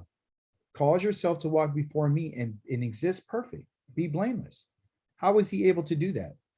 Did he not do that? Because remember what this teacher just said. He just said that he was born in sin and he couldn't do it. Therefore, he couldn't boast about his works. So then you can see the other lie. Okay. We're still there because we're talking about circumcision. Circumcision, he says, Abraham fell on he says, look, I will make a covenant. I'm going to make a covenant because that's what circumcision is about. Because he's 99 years old. He said, I will make my covenant between me and you. If what? If you're pure-hearted, if you're tamim, and I will increase your numbers greatly. So the covenant, again, back to 1 Chronicles chapter number 16, tells you that Yah made a promise to this man and said, I'm going to give you, your numbers are going to be greatly, meaning descendants. And so Avram fell on his face, and Elohim continued speaking with him. And what did he say to him? He says, as for me, this is my covenant. And this is what Elohim has said. As for me, this is my covenant. This is my, what you would call berith. This is my berith. What's my berith? My berith is with you. And you will be the father of many nations. I'm going to change your name. Your name will no longer be Avram, the exalted father, but your name will be what? Avraham. father of many, because I have made you the father of many nations. I will cause you to be very fruitful. I make the nations of you. Kings will descend from you. Now, question is, going back to what he said, because that's where we got to go back. I don't want us to lose sight about what was said. What was said was this. First cometh this blessedness, then upon the circumcision, because circumcision is the seal, the signing of the contract that I'm going to keep the law. Then I'm going to keep the law. Remember, that's what he said, that it's a sign to say I'm going to keep the law. Well, that's not true, because he says, I'm establishing my covenant between me and you and your descendants after you. So this covenant right here is between Abraham and the Elohim, okay? Along with your descendants after you. To make what? To make you very fruitful. To make you a father of many nations. This is the covenant. And look, and listen, generation after generation, an everlasting covenant. And what's part of this covenant? To be an Elohim for you and for your descendants. This is what this covenant of Abraham is about. So as long as that I'm your Elohim, because that's what that means, I am your power, I'm making a covenant with you, I'm making a contract with you that I'm going to be your descendants' El. I'm going to be their Elohim. I'm going to take care of them too. Okay, I'm their El. I'm going to be their power, and they're going to be able to be fruitful, just like I'm told you. And I will give you and your descendants after you the land. So that's part of the covenant. I'm going to give you the land, and I'm going to give you descendants. And I'm going to be your Elohim. That's what I'm going to do for you and your descendants. I will give you and your descendants after you a land. So remember you said that, or the person who's teaching, he said that there's no reward, that he was just doing it because he believed. It's not true. Yah told him to walk perfectly before him so he can give something to him. And what he wanted to give him was a land to him and your descendants. That's what he said. I'm going to give this land to you and your descendants, in which you are now foreigners. The land of Canaan, which goes back to First Chronicles chapter number 16, that just told us that this is exactly, remember the quotation marks? He says, I'm going to give you the land of Canaan as a permanent possession, and I will be their Elohim. That's the covenant. That's the covenant. So when someone says what it was just said, that it was signing for the law, for those of you who are still dumb and still stupid and don't want to listen, I want you to hear it one more time. Cometh this blessedness, then upon the circumcision, because circumcision is the seal, the signing of the contract that I'm going to keep the law. Really? Cometh this. We found that that's not true. It's not true. Okay. And then he says, I'm going to give you and your descendants after you the land in which you're now foreigners, the land of Canaan, as a permanent possession. I will be their Elohim. Verse 9. And Elohim said to Abraham, as for you, you are to keep my covenant. What covenant? The one? What covenant? What is he asking? What covenant he's asking him to keep? The one that we're making right now. And he says, you and your descendants after you. So this has nothing to do with what you would call, what they would like to call the law. Because that's how they like to frame everything. It's not the law. This is a covenant that he made with Abraham. This is my covenant. This is not something that I'm just making up. This is my covenant that I'm going to make with you and your descendants, to be your Elohim and the descendants after you, generation after generation. Just like up here, he said, generation after generation, I'm going to be your Elohim. Here is my covenant. Here it is. If you don't know what it is, here it is, which you are to keep, meaning guard between me and you, along with your descendants after you. Every male among you is to be circumcised. That's right. Every male, everybody in your family is supposed to be circumcised. You are to circumcise, verse 11, you are to be circumcised in your flesh of your foreskin. That has nothing to do with the law. Is it included in the instructions which Moshe received from the Holy One of Israel? Yes, it is, on the 8th day. Why? Because that is proof that you are in covenant with Yah through Abraham as your father. Okay. And he says, among you, you're to be circumcised. Every male to be circumcised in his flesh of his foreskin, and this will be the sign, because that's all it is, of the covenant between me and you. The circumcision is a sign that we're in a covenant together, just like the sign of the rainbow. He said, I'm not going to destroy the earth no longer with water. I'm going to flood and kill everybody that way. And then again, he uses the term again, Door after door, door means generation, generation after every generation. Every male among you who is 8 days old is to be circumcised. And to show you the beauty of this is that when he talks about 8 days old, this is even in the Torah. So Moshe didn't included this in the Torah. Moshe told the children of Israel that this is what they're supposed to do on the 8th day. Every male is supposed to be circumcised. Before they went into the land, Joshua circumcised every male in Joshua chapter number 1. You understand? And it says, including slaves in your household and those who bought from a foreigner and right, not descended from you. So anybody that you own, supposed to be circumcised. Okay. The slave that's born in your house is supposed to be circumcised. The person you brought with your money must be circumcised. Thus my covenant will be in your flesh as a what? As a temporary until something else happens? No, it's everlasting. Just like it said in First Chronicles chapter number what? 16. Again, it's eternal, it's forever. Do you understand that? Stop being stupid and stop being dumb.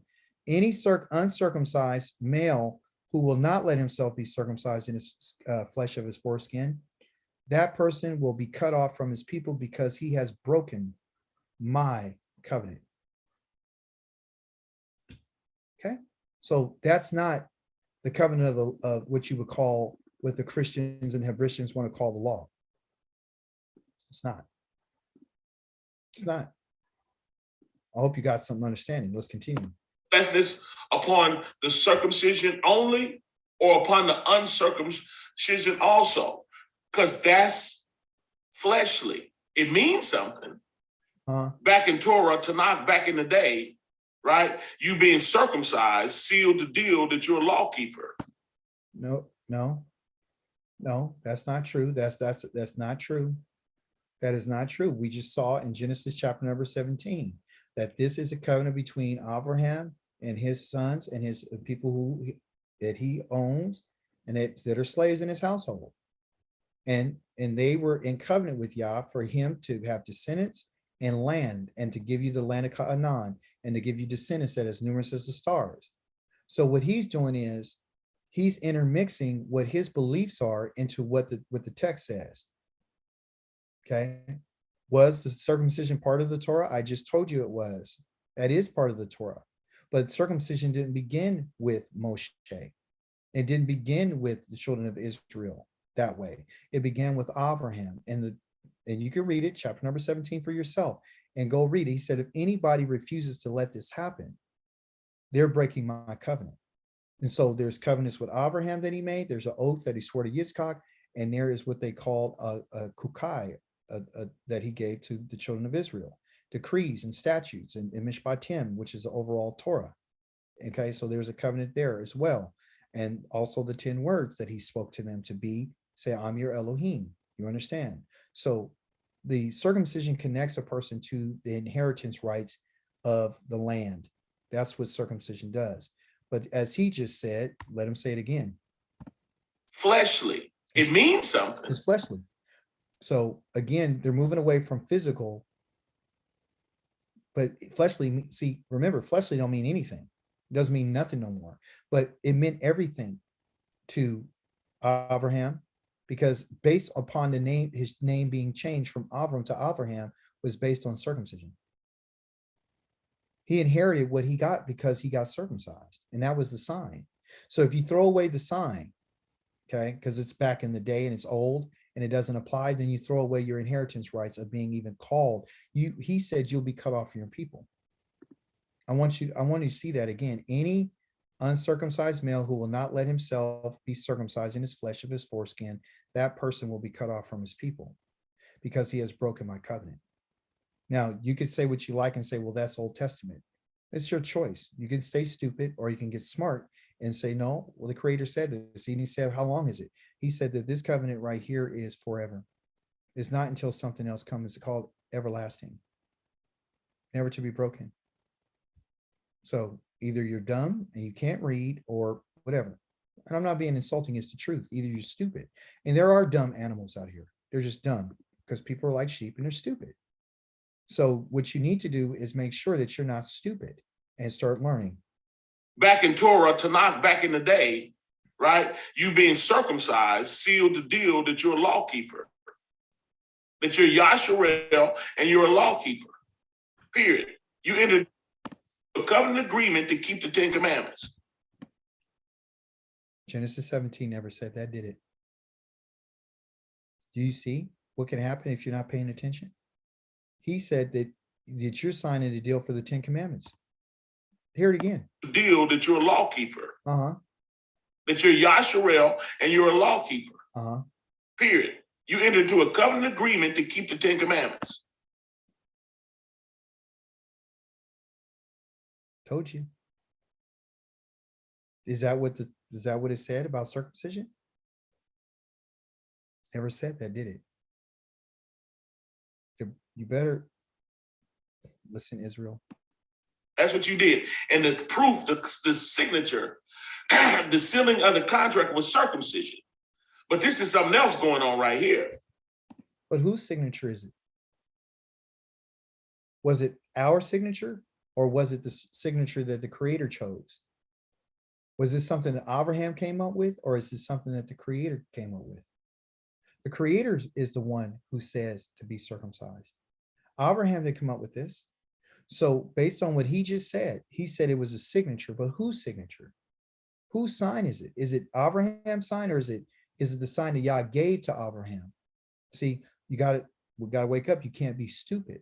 And look, let's just, because I know a lot of people are getting offended. Okay. I don't want to listen to you no more. You're so insulting. You don't have the right spirit, brother. And I would tell you, just shut up and listen. Okay. Just shut up. Just shut your mouth, because you're dumb. Okay. So when we look at that which is stupid, okay, let's look at what stupid means. Okay. Having or showing a great lack of intelligence or common sense.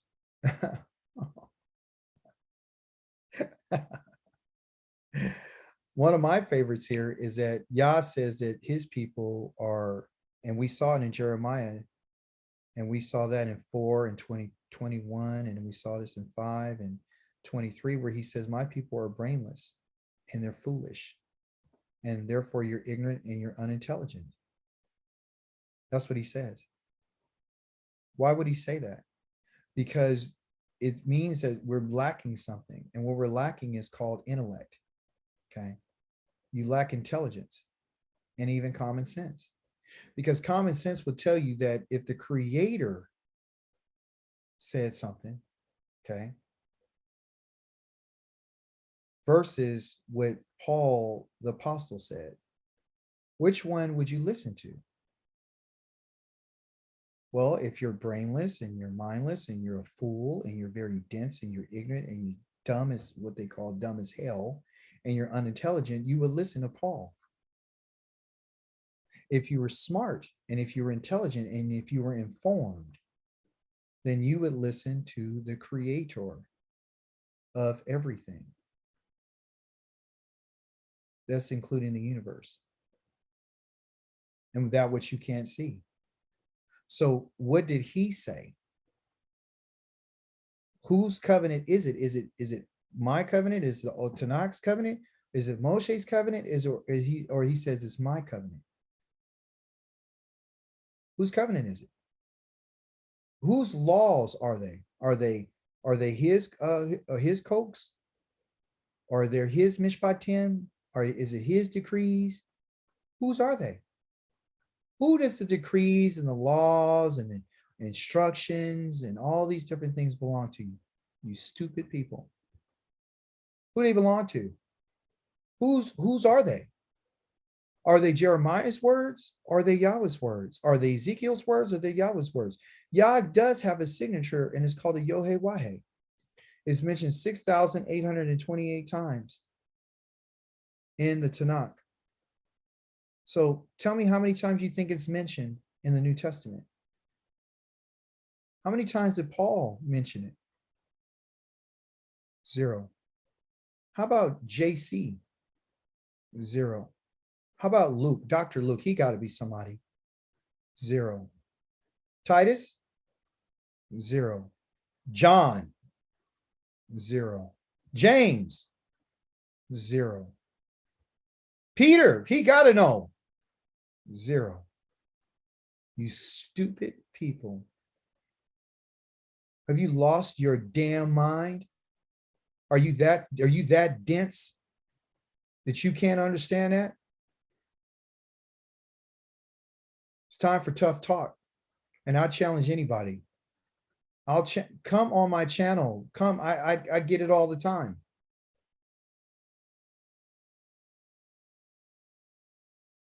I've been sent to do this. So therefore, I'm not afraid of anybody.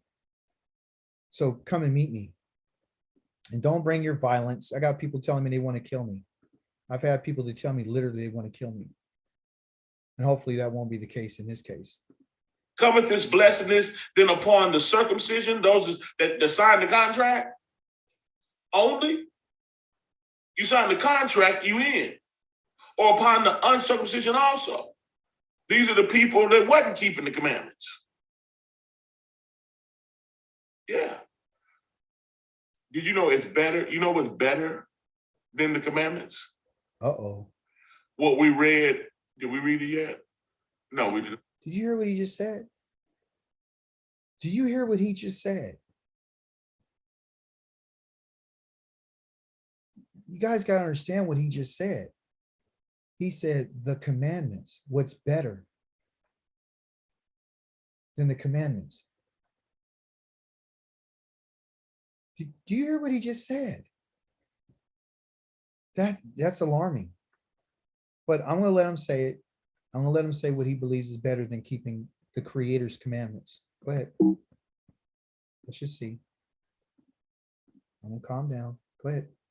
Read it yet. What's better? Well, we gonna read it. Y'all permit. Do you know what's better? Do you know what's better than keeping the 10 commandments? Tell us. That they're written on your heart. Oh, okay. So they're written on our hearts now. I'm gonna let him finish. I know I keep saying I'm going to, but it's just bothering me. But I got it. I'm gonna let him. Go ahead. And did you know there's a deeper understanding to all 10? Uh-huh. What is that? And see, let me explain this. A carnal mind, right, is law-minded, right? If you feel with the Ruach, did you know you keep the commandments, but you keep them different? Oh, really? Okay, so I'm really interested to find out. So a person that keeps the commandments from they're carnal, because carnal, and of course, carnal is a word that the Greeks decided to get you to be close to what they would call meat. So they want you to be on carnal because carnal has to do with carnality, okay? And carnality has to do with meat. It has to do with blood, but you got to ask yourself the question, who's the carnal ones? Who's the one eating bodies and drinking blood? Is it not the Christians? And is it not the Hebristians? The Hebrews, the Hebristians? Are they not the one that's eat my body and drink my blood? So they give this phrase carnal because they want to shift you over from the carnal to what they call the spiritual. And the spiritual, you cannot quantify or qualify. It's very abstract. And see, when you get on these teachings like this and you go on public forums, this is what you expose yourself to. You expose yourself to ridicule. And this is what you got to be open for, okay? And reproof and rebuke. So let's just hear what he said. He said that carnality is keeping the commandments are carnal. But being in the spirit, because you keep it differently. You're going to keep Yah's laws, because he said that these laws that Yah gave you now, the laws that he gave us, okay, now for them, is written on their heart. And either it's right here on their heart, or in the Hebrew, it's right here in your mind. That's where it's at. Okay. So let's see about when what else he's talking about. Okay. So let's see if they're written on his he said it's written on your mind. But at the same time, he just said it is written on your heart. He's saying that it's on your mind. That's what he's saying. He's saying it's on your mind. The Yah has written these laws of his in his mind. So his mind is full of Yahweh's laws. And it's coming out of his head, and it's coming right out of his mouth, out, and he's spewing out Yah's laws. But have you noticed you ain't heard 0 times that he's ever mentioned anything about Yah's laws?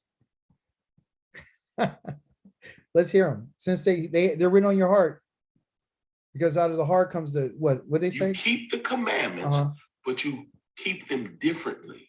Yeah, let's see. I'm telling you that. How? You keep the commandments, but you keep them differently. When a person is law-minded, they don't keep the commandments they just claim to. That's a lie. How do you know that they don't keep the commands? So one of Yahweh's kukim, okay, is how to prepare for what we would call the Shabbat. So by what he just said is they don't really do it. So he's saying people don't keep the Shabbat. Yah wanted us to wear a beard. If you're a man, don't cut your beard off. We do that. He says to wear your tzitzit. And he says, do this because it's a reminder, what I've done for you, and I always want you to remember that because I'm always telling you to remember. Don't forget, teach your children about me. Other laws that Yah has is about the diet. And so we physically don't eat pork or any of those things and shellfish. We do this. This is all what they would call carnal. So the diet is carnal, according to him. The Shabbat is carnal, according to him, and also your beard, because it belongs on your face. That's carnal. Tzitzits, putting those threads on, is carnal as well, because they're physical material to give you, to make you think about things, okay? The Shabbat is not given so you just think about the Shabbat. Is to remind you of your slavery, okay? And I want to show that to you before we continue, because I don't want you to get lost, and I don't want you to get discouraged when you hear someone talk about that which is carnal. Everything that Yahweh has ever given a man has been used and operated through his body, which is food, right? And his clothing and everything that he provides for him. But I did tell you that the Shabbat is supposed to be used as a reminder, because that's what the Shabbat is. So whether it's carnal or not, physical, because that's another word that you can properly put there. If you look at Deuteronomy chapter number 5, and you go to verse number 15, you're going to find that this has to do with observing the Shabbat. So he says this, verse 12, observe the Shabbat, the day of Shabbat, and set it apart as holy, as Yahweh Elohim has ordered you. Okay, so that's part of our observations. And he says, you to do this. He said you have 6 days to do 6 days to labor and to do all your work. That's physical. But the 7th day, which is a physical day, is a Shabbat for Yahweh. And Shabbat means to cease. That's all it means. It doesn't mean get spiritual. It means that you're going to cease and you're going to stop all your work. And that is physical, because labor is physical and work is physical. Therefore, that is carnal as well, according to what he said. Okay. So the Shabbat is actual carnal, like he's trying to tell you that it's not. And on it, you are not to do any kind of carnal work. Okay. Not you, that's you, because you're carnal. And your son, he's carnal because he came out of your testicles. And so is your daughter. And you put her into her mother's womb, okay, through her carnal vagina. And now you're going to have not a male or a female slave, okay? They're working, they're slaves, they're carnal. And then you have an actual physical ox and a carnal ass donkey. That's right, an ass. You have an ass here, which is a donkey, and you have other livestock, which are carnal. They're meat too. Okay. And not the carnal foreigner who lives inside your gates of your physical carnal property.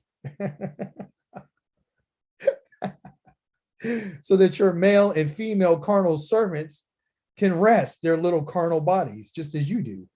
You are to remember with your brain, because that's what remembering is your mind, which has to do with your brain, okay, which is carnal, that you were a physical slave, okay? That's what I want you to remember, that you're a physical slave in a physical land called the land of Egypt, which is carnal. You're to remember that on what? On Shabbat.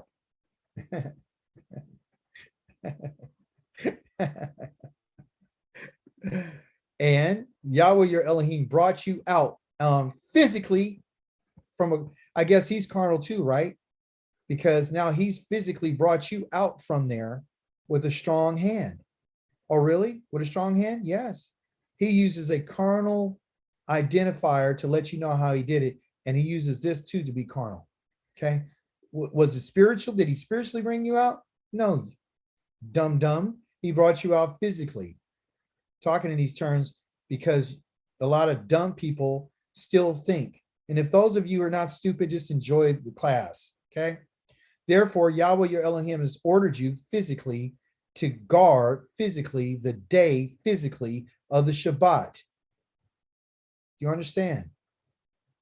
Because that's the purpose, is for you to remember that you were a physical slave in a physical land of the physical Mizraim. Don't be dumb and don't be brainless. Don't lack intelligence, because that's what people are. They're stupid as hell. Okay, go ahead. They don't keep it. Promise you that. They do not keep it. Oh, really? They don't keep it, but they're judgmental. Okay. And preaching to you, you got to keep it. Why? When a person that walk in the Ruah. Why would we? Can I say? What chapter? Why would we tell? Why would we tell somebody that they got to keep Yah's laws? See, now he said you took on a position of judgment. You're judging people because you tell them to keep Yah's laws. So now you're a judge.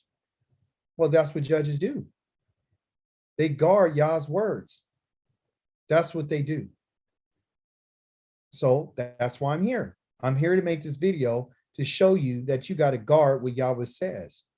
Unlike everyone else who reads out of the book of Rome.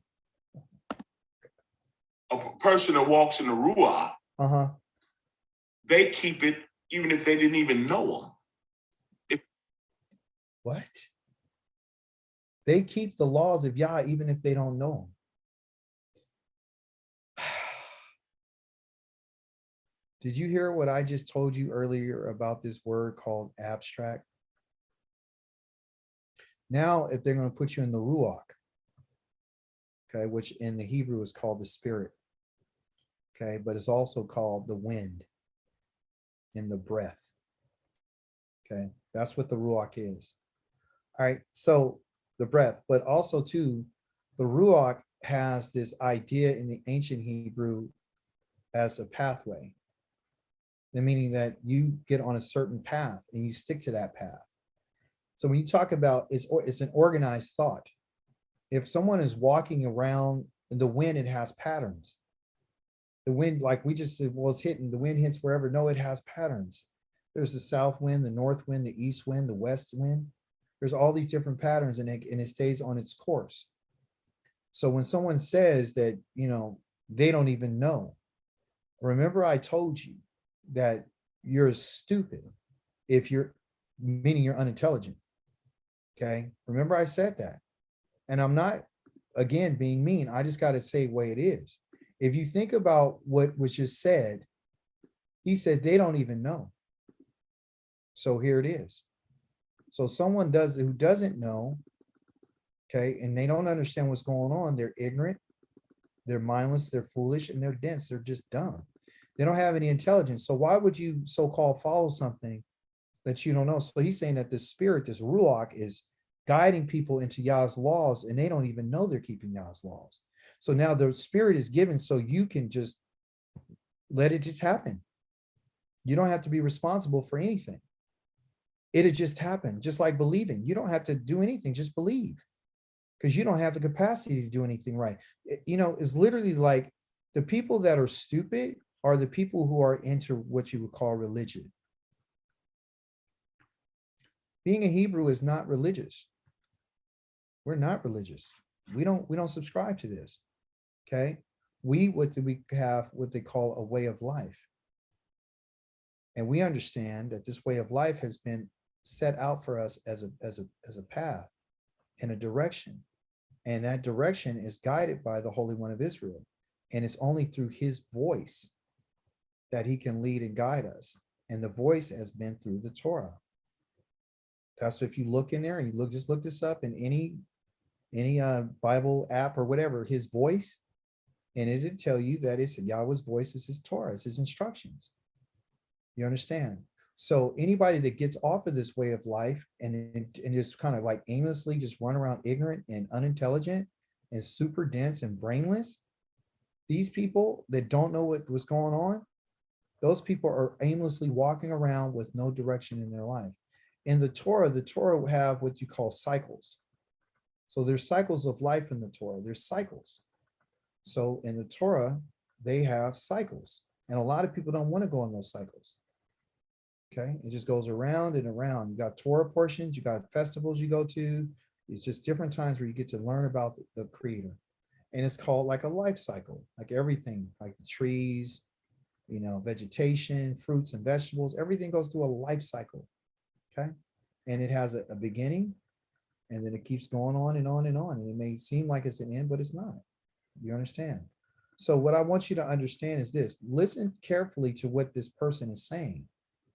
Okay, just listen carefully. It's very important when you listen to him. They did not know the commandments. They can keep them because they're filled with the Ruah, the Spirit of the Most High. And the conclusion of the commandments is love. A law-minded person don't know that. We don't know. So a person who doesn't follow or follows the Ruach, they know love. And he says a person that follows the laws of Yah don't know what love is. That's not a true statement. That's very inaccurate. The Hebrew people understood what that is. Love for us is one of the first things that Yah told us to do. And where can you find that? Okay. He said that walking in the law of Yah and being that type of person, and we don't know, right? So what we have to do is go and see what Yahweh says, right? So the first thing we're going to do is let's go see what Yahweh says. Let's see if the children of Israel understood what law was about. And let's understand love, because he said love. He said the person who follows the laws of Yah don't know what love is. Okay. So let's see if that's true.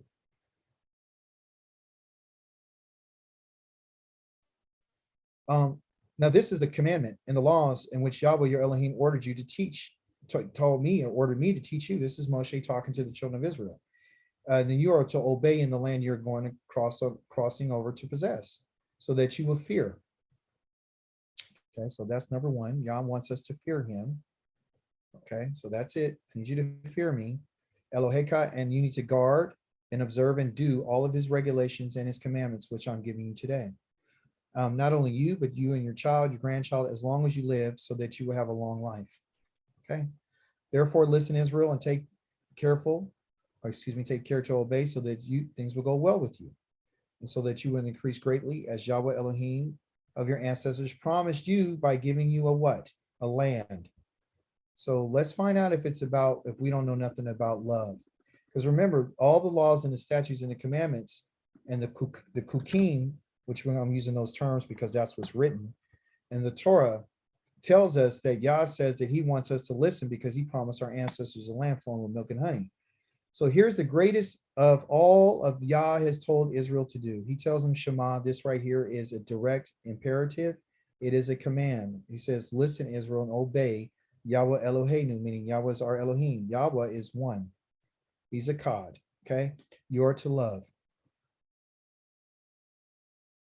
You're to love.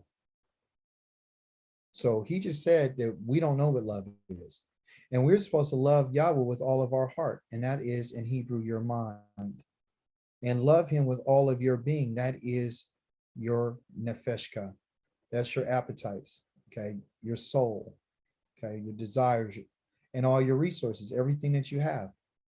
So when he talks about we don't know what love is, and a person who keeps everything and says that, he doesn't understand what he's talking about. We know what love is.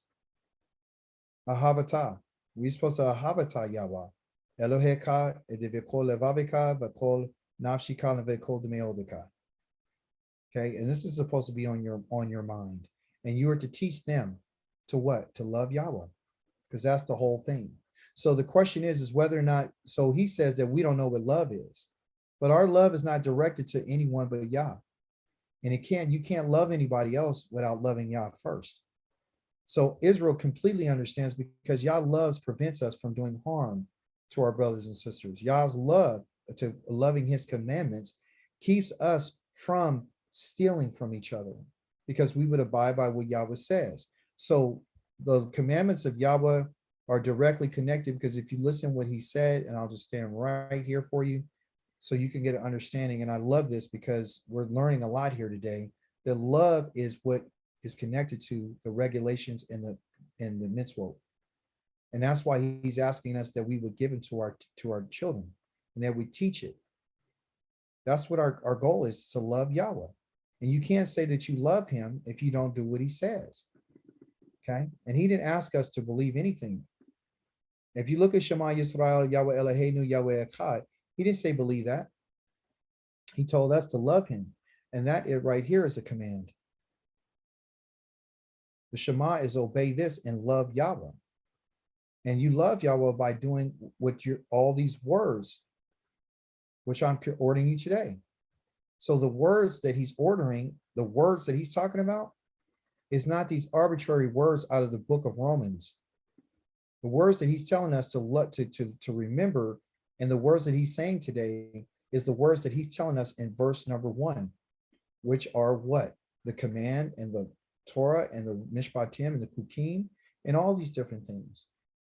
You understand? So when you talk about love, we know what love is. That's why I'm here defending what he said. They're just going by the Ruah, the Spirit of the Most High. And the conclusion of the commandments is love. A law-minded person don't know that. They're just going by the letter of the word. They're going by the 10 Commandments based on the title of what it told you. But they don't know the conclusion of having the Ruah. When it's written in your heart, you're walking in the Ruah. When he talks about it being written on your heart, what he's making reference to, if you don't know this, is in Jeremiah chapter number 31. Okay, and I want to show you something. And this is excellent. Praise be to the Holy One of Yisra'el. Chapter number 31 in the book of Jeremiah talks about this written on your heart. Okay, so what does it say? It says in chapter 31, verse number, and a lot of people start at 31, but that's not where it begins. Okay. It starts in verse number 29, the actual teaching. It says, when those days come, they will no longer say, the fathers have eaten. Maybe I should read right there. No, I'm sorry, 27. Here, the days are coming, says Yahweh, when I will sow the house of Israel and the house of Yehudah with the seed of humans and the seed of animals. And at that time, I just as I used to watch over them with the intent to uproot, listen very carefully. I used to look over them to uproot them and break down and overthrow and destroy and do harm. So then I will watch over them to build and to plant, says Yahweh. Okay, so now he's talking about the house of Israel and the house of Yehudah. Previously, he was breaking down, overthrowing, destroying, and doing harm. He says, when those days come, they will no longer say, the fathers have eaten sour grapes and the children's teeth are set on edge. Rather, each will die for his own sin. Each one who eats sour grapes, his own teeth will be set on edge. Again, so it lets you know that no one can die for your sins. I'm glad he mentioned this.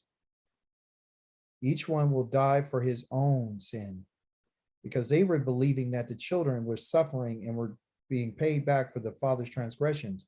And this is not true. This is a proverb that they're saying in the house of Israel and the house of Yehudah, which is not true. Yah says, you're no longer going to say that anymore. Each one of you guys are going to die for your own sin. So there's days that are coming. See, so this day hasn't happened yet. Okay. Here, the days are coming. What days are coming? Yah says, these days are coming, says Yahweh, when I will make a new covenant. Okay. A new contract with the house of Israel and with the house of Yehudah. Okay. Some people believe this is at the cross of Christ, where, he made this new covenant with both of these houses. That it will see is not true.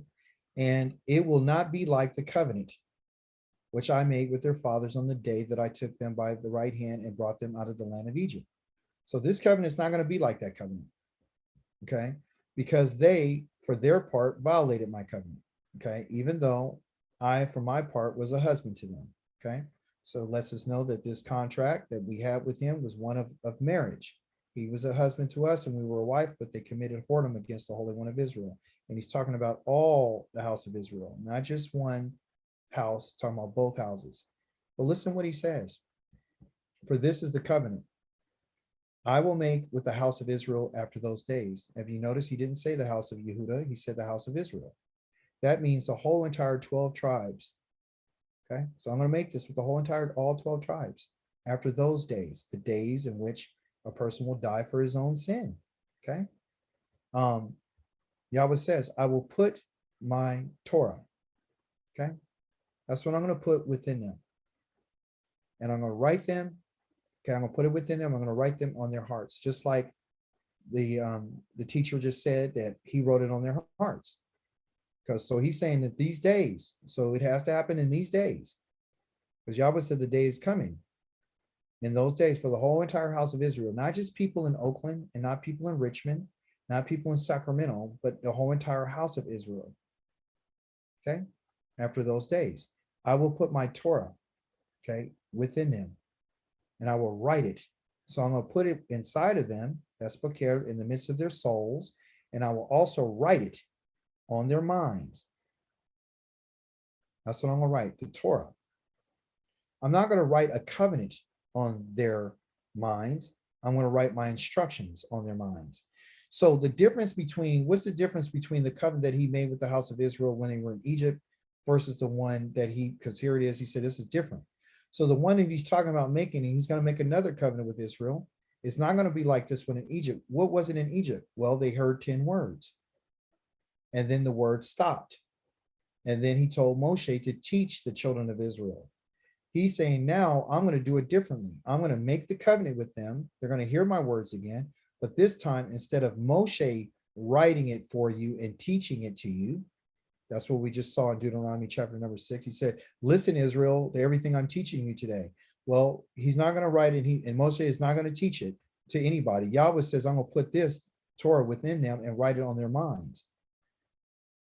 Okay, so whoever has his Torah will have it on their mind. And the Torah, again, we're going to look at, and it's going to talk about instruction. Okay, and he says, no longer. And look, listen to this. Don't forget this. I will be their God, and they will be my people. You see that? For no longer will any of them teach like Moshe, his fellow community member, or teach like the priest, or teach like the prophets, or teach like anybody, the community members, like Ezra, nobody. That's not going to happen anymore because I'm going to write it on their minds. And he says, their community member or his brother saying, know Yahweh, for all will know me, from the least of them to the greatest, because I will forgive their wickedness and remember their sins no more. What, in those days? So I'm not going to remember any of their sins. I'm not going to remember any of their wickedness because they're going to know me. So the question is, do you know Yahweh? The answer to that is no, you don't know him. The reason why you don't know him is because you're not back in your land. He hasn't revealed himself like he did to us in Egypt. When he talks about writing the covenant on them, okay, and putting it in them and writing it, he says it's not going to be like when I did it in Egypt. I have to reveal myself to them. Okay. When I reveal myself to them, which you can find in Ezekiel chapter number 20, then they're going to know me. For all will know me. And nobody's going to teach anybody. So the guy who's teaching right now, myself and this other gentleman, we're teaching. So obviously nobody knows Yahweh because everybody will know him. So is the Torah written within someone right now? No. Is it written on their minds? No. And you know it's not definitely on his mind because he says that you don't need it. All you have is the Ruach. You understand? So to know him is to have him reveal himself to us. Nobody knows him. Nobody knows him. And by the way, this is what Yahweh says, who gives the sun for light in the day and ordained the laws for the moon. So the same laws for the Torah and the instructions are for the moon and the stars and the sun. So when someone said that the law is done away with, then you can forget about the sea roaring. You can forget about the moon having light and the stars having light. He says, if these laws leave my presence, then the offspring of Israel will stop being a nation in my presence forever. Do you understand? See? So he didn't mention anything about nobody dying for them. He didn't mention anything. He says, this is what Yahweh says, if the sky above can be measured and the foundations of the earth be fathomed, then I will reject all the offspring. The offspring is the descendants of Israel for all that they have done. He's not going to do that because everything is connected to Israel is connected to the laws that have to do with the sun, the moon, and the stars. You understand?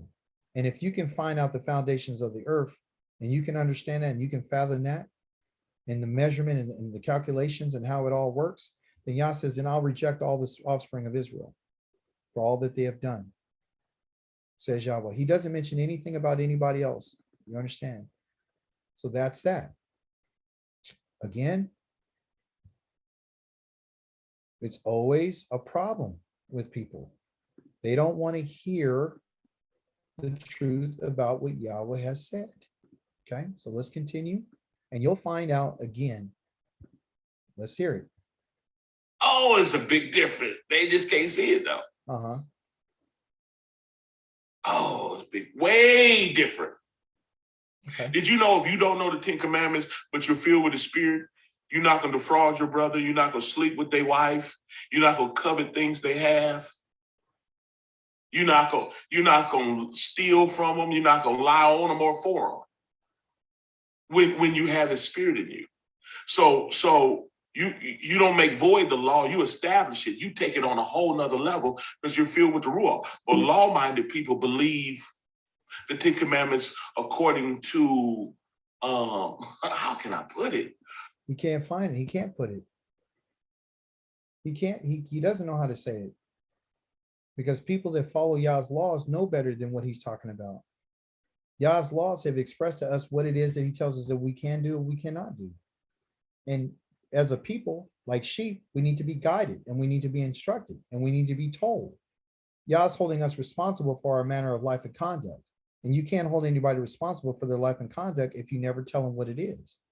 That's why we're in contract, is because Yah has this very words of, he says they violate. If you look about what was said in Jeremiah, it says, because they violated my covenant. They broke my covenant. They broke what was spoken. You understand? So they broke the terms of the agreement. But Yah says, I'm not going to break the terms of the agreement. I'm not going to break the covenant I made with their fathers. I'm not going to do it. So let me give you that so you'll know. Okay. And this is not for the faint-hearted. This is not for dumb people. Okay. This is for people who read. This is for people who are intelligent. This is for people and just the way it is. I didn't want to accept the fact that there's just dumb people out here. But there are. There's just stupid people, like dumb animals. They're unintelligent, they're dense, they don't have a clue what they're talking about. Okay. But if you would read, you would find out that Yah says that I'm not going to break my covenant. And I won't read this whole thing. I'll just read a little bit to you. What he says is, verse 44, and this is Leviticus chapter number 26, verse 44.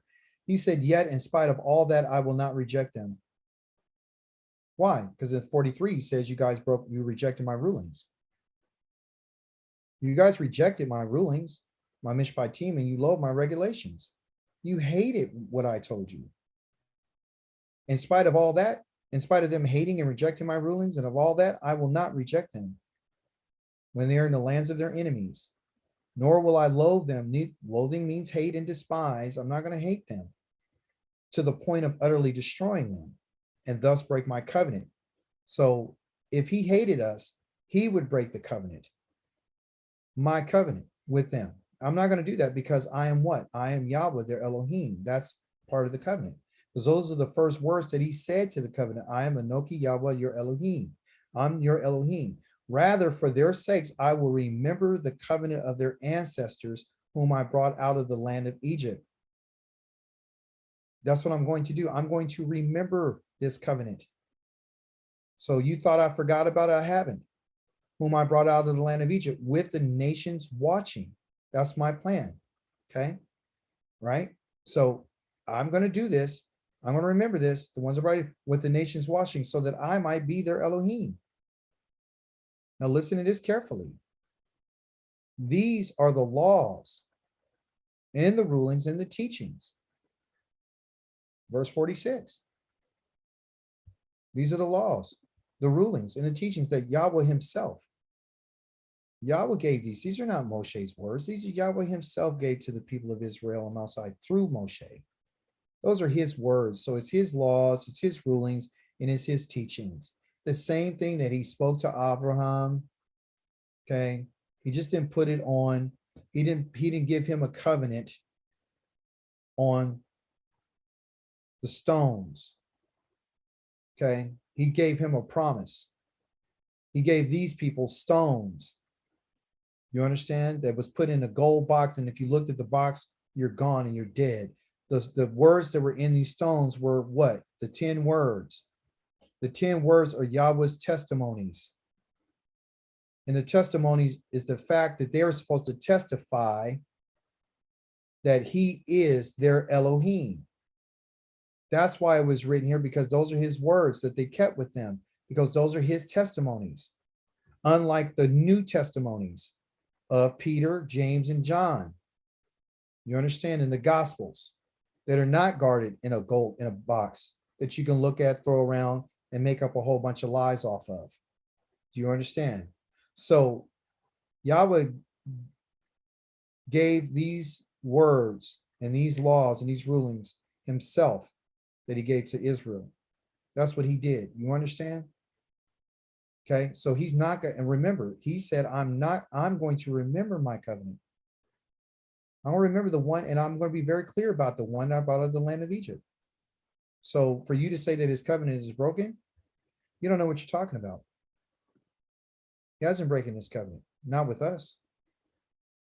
He made a break in his covenant with you, but he hasn't broken his covenant with us. Or excuse me, you may have broken your covenant with him. Praise be to the Holy One of Israel. Somebody might have chose to break their covenant. They keep the commandments according to the letter of the word. Of course, you're but supposed not to. In the Ruach. Did anybody ever keep anything in this Ruach that he's talking about? No. Where did this idea of the Ruach come from? Is that something that Moshe taught? Is that something Yahweh? Because Yahweh gave Moshe what to say. So when has this ever been like what's required to keep Yah's laws? Don't make any sense, people. Because when you really had the 10 commandments in you and you establish them, do you know you walk in the spirit of love? And so why are there just 10? There's more than 10 commandments. There's more. See, this is where the abstract comes in. He wants to say 10. There's hundreds of commandments, the do's and the don'ts. And they have to do with the land, and they have to do with us, the people. It has to do with diet. It has to do with ceremonial law. It has to do with instructions on how to judge different situations. It had to do with your body, how there's purification, law for purification for the nation, for one individual, for the priest, for the leaders. So in sacrificial, it's a whole bunch of different instructions. I don't even like to use the word law. That's their word. There is no word in ours for law. It's called a mitzvah or a mitzvah, okay, which is plural, or it's called a kukim or a kok. Kok is singular, kukim is plural. It's a mishpat, singular, mishpatim, plural. Rulings and judgments. Moedim, plural. Moed, singular. I mean, where is the word for law? That's not part of our vernacular. We don't even talk about that. There again, you're seeing the mixing between Christianity and being a Hebrew. And you're forgiving and you're love, but see, carnal-minded people don't understand that. They really don't. Listen, when you have the Ruach in you, right? That's when, if someone asks you to go a mile, you're willing to go 2. Because you got the conclusion of the commandments living inside of you, even though there is no commandment to tell you to go 2 miles. If someone asks you to go a mile, you go 2. There is no commandment that says that, right? And a law-minded person is like that, per se. They don't understand that automatically, not only are you keeping the commandments, but you're taking it to another level. Because if you Who are the law-minded people of the what they call the so-called Old Testament? I won't mention a couple of law-minded people for you. Okay. Matter of fact, I'll let them testify for themselves. Okay. Let's hear about somebody who was a law-minded person. And I mean, they were really on it. They really, really love the law. Let's just get a glimpse. Okay. Here's a law-minded person. Happy are those whose way of life is blameless. Oh, really? And who live by the Torah of Yahweh. So you're telling me that you can be blameless? I thought everybody was a sinner. But I thought, is this what Yahweh told Abraham to Hithpael? To cause himself to walk in a blameless way before him? Yes, he did. And he talked about the Torah of Yahweh? Yes. You got to live by the Torah. Happy are those who observe his instruction and seek him wholeheartedly. This is somebody who loves the Torah and someone who is a Torah-minded person. This is called King David. This is one of his favorite writings. It's very long. They do nothing wrong. Who? People that live wholeheartedly and seek Yahweh.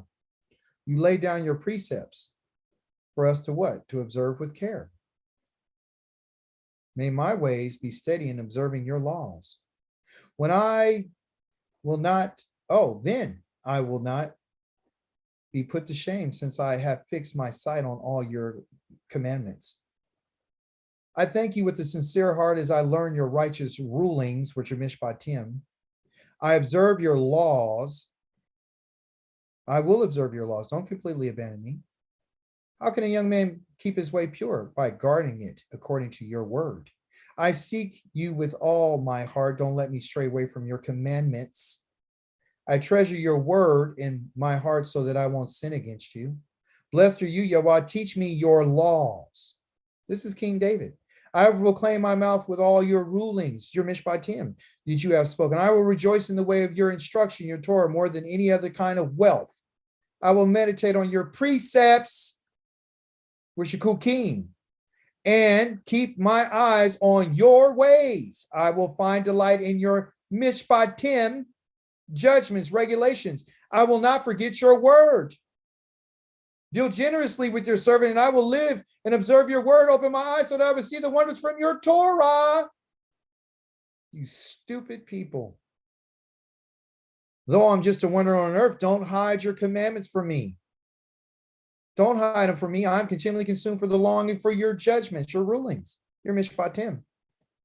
You rebuke the proud, the cursed, who stray from your commandments. Really? I thought that this is a carnally minded person, right? This is a law-minded person, right?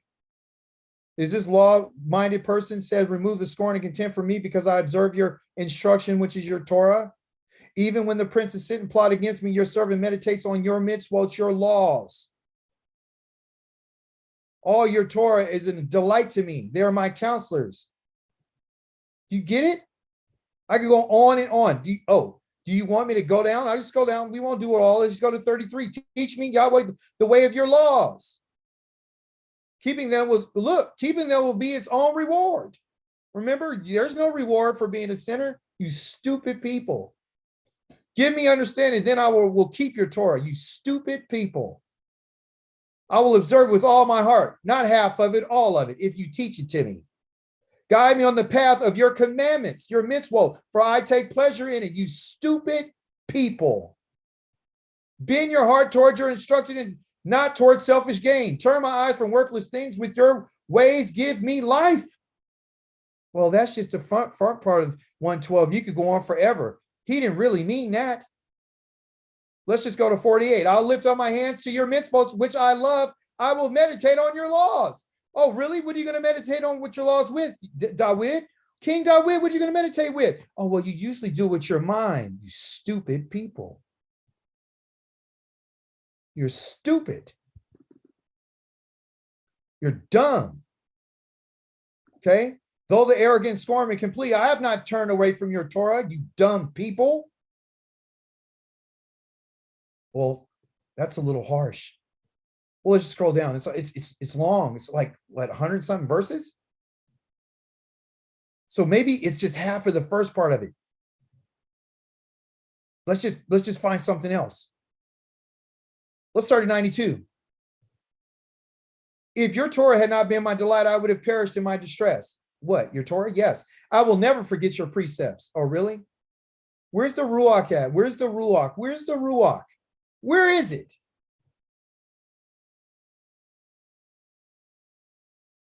'97 said, oh, how I love your Torah. I meditate on it all day. Really? All day. Yes, I'm wiser than my foes because of your commandments are mine. You stupid people. Are you that dumb that you can't read? Well, you're going too far. I've resolved to obey your laws forever at every step in number 112. You stupid people. I hate double-minded people, but I love your Torah.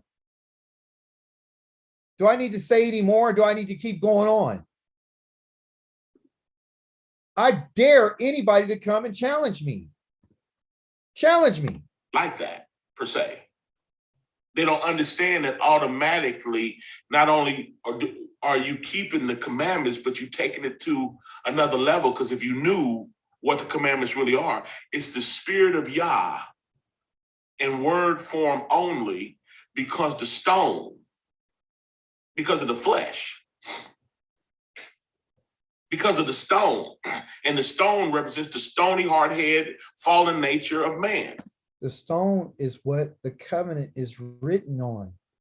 The commandments are never written on stone.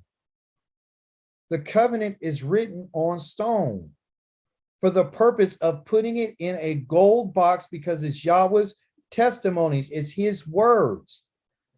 They're called a abotheka. It's his witness, that the children of Israel witnessed that he spoke to them, and that they are proven that they heard a voice, and that voice turned around and said, let me inscribe what I said on stone so it can never be changed. Put it in a gold box. Anybody touches this box or look at the box, I'm killing him. Because those are my words, that you are a witness that I spoke to you. It wasn't because he knew they had stony hearts before he even wrote the Torah. Before he even gave them the covenant. He knew that. They had stony hearts before it even got to the covenant. They had stony hearts when they were back in Mitzrayim. These people would not get rid of their idols. Ezekiel chapter number 20. Verify what I say. He knew what he was getting into when he got with the children of Israel. This is stupid. This is nonsense. It's unintelligent. So the commandments is on it, but it can't go through it. The commandments are not on stone. Until it's written on your heart. And when it's written on your heart, you'll do automatically what the 10 Commandments say. Then why isn't he doing automatically what the words say? The Hebrew words. Why is he sitting here teaching you if he's really done what Jeremiah 31:31 says? Because the one that said it is living inside of you. So now he's saying that the one who lives is living inside of us. That's what he just said.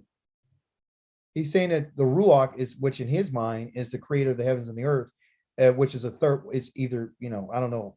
I'm not going to speak for him. I don't know if he believes that the Ruach is the creator, because obviously he did just say that. But he's saying that if you have this spirit of the Ruach living in you, you'll automatically do what Yah says. So let's go address that right quick. Let's address what that is. Because I'm going to shred every last person that ever speaks against the Holy One of Israel and his laws again. They'll never open their mouth, and they'll never come and challenge me to a live debate. They'll probably call me and get all upset and want to fight and all this kind of stuff. I'm too old for that. I'm too old to argue. Just let's take it to Zoom. Let's take it to YouTube. Let's take it to wherever we need to take it. Period. Let's take it. So let's see.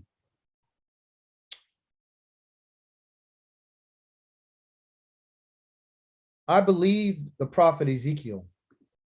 And I believe what he says, what the Creator said. The Creator said this, and you might not like it, but this is what he said. So let's put it in context. The Creator says, "For I will take you from among the nations, and I will gather you from all the countries and return you to your own soil." Has this happened yet? No. Then I will sprinkle clean water on you, and you will be clean when I bring you back to your own soil. Verse 24. I will cleanse you from all your uncleanness and from all your idols when I bring you back to your soil. I will give you a new heart and put a new spirit inside you when I bring you back to your own soil. I will take a stony heart out of your flesh and give you a heart of flesh when I bring you back to your soil. Because that's what I'm talking about, gathering you. I will put my spirit inside of you and cause you to live by my laws when I bring you back from the nations and gather you from the countries and return you to your own soil. Can you read? This ain't just for this brother on here. This is for every other clown. Do you understand? That wants to come up against the Holy One of Israel. He says that you have not even been brought back to your own soil, but when you get there, that's when I'm going to put my spirit in you, in verse 27, and cause you to live by my laws and reject and respect my rulings and obey them. So if you're not back in the land, you haven't been cleansed, you haven't been given a new heart, let's go on. You will live in the land. That's all part of it that I gave your ancestors, because that's the promise. And you will be my people and I will be your Elohim. You're not his people right now. You're not, because you're not in his presence. And he's not our Elohim right now, because if he was our Elohim right now, in context, you would be in the land that he gave your ancestors. Right now, you're in the land serving gods of wood and stone like he told you. You're not serving Yah right here. Stop believing the hype. It's not true. 29 says, I will save you from all your uncleanliness. Has that happened yet? According to the Christians and the Hebristians, oh, it happened. I have the Holy Spirit. I will summon the grain and increase it. Has he done that? No, because you're not back in the land. I will multiply the yield of your fruit and the trees and increase your production in the fields. Has he done that? No. No, no, no, no, no, no, no. You telling me, is the Creator lying? Did he just say that I put my spirit inside of you and cause you to live by my laws, respect my rulings, and obey them? Has that happened? I want to hear the lie. Because if this did happen, then this would have happened. And if that would have happened, then this would happen. And if that would happen, then this would happen. And if that would happen, this would happen. And if that would happen, this would happen. If this would happen, that would happen. Stay in context. Come and debate me or make a video. You understand? Because context is everything. People are so just dumb. Okay? They don't want to listen. So what do we got? Let's continue. And it's deeper. It's deeper. You got to keep it. You got to keep the Shabbat. It's deeper. Folks, what's more spiritual? I was asking the question. What's more spiritual? See, people read the word and don't know what it's talking about. But anyway, what's deeper? What's better? That you don't mop and sweep. You ain't gonna water the garden and sweep on the Shabbat, right? You're not gonna do that. You're not gonna do no physical work on the Shabbat. What's deeper? That you rest from doing physical work, or that you rest from sin. Now, did you hear what he just said? Did you hear what he just said? I'll play it again. On Shabbat, what's deeper? That you rest from doing physical work, or that you rest from sin? So again, because he doesn't understand the Shabbat is to remember and to reflect that we were slaves in Egypt and that Yah delivered us from bondage.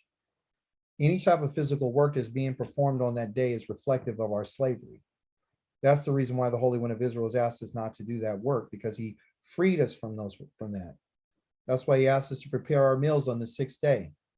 So we don't have to go through that, because it's a reminder. He wants us to reflect upon what he delivered us from. Yes, there's a higher level of understanding, but you can't take brooms and washing dishes, okay, and watering the lawn and apply that to what you're talking about sin. It has nothing to do with sin. It has absolutely nothing to do with sin.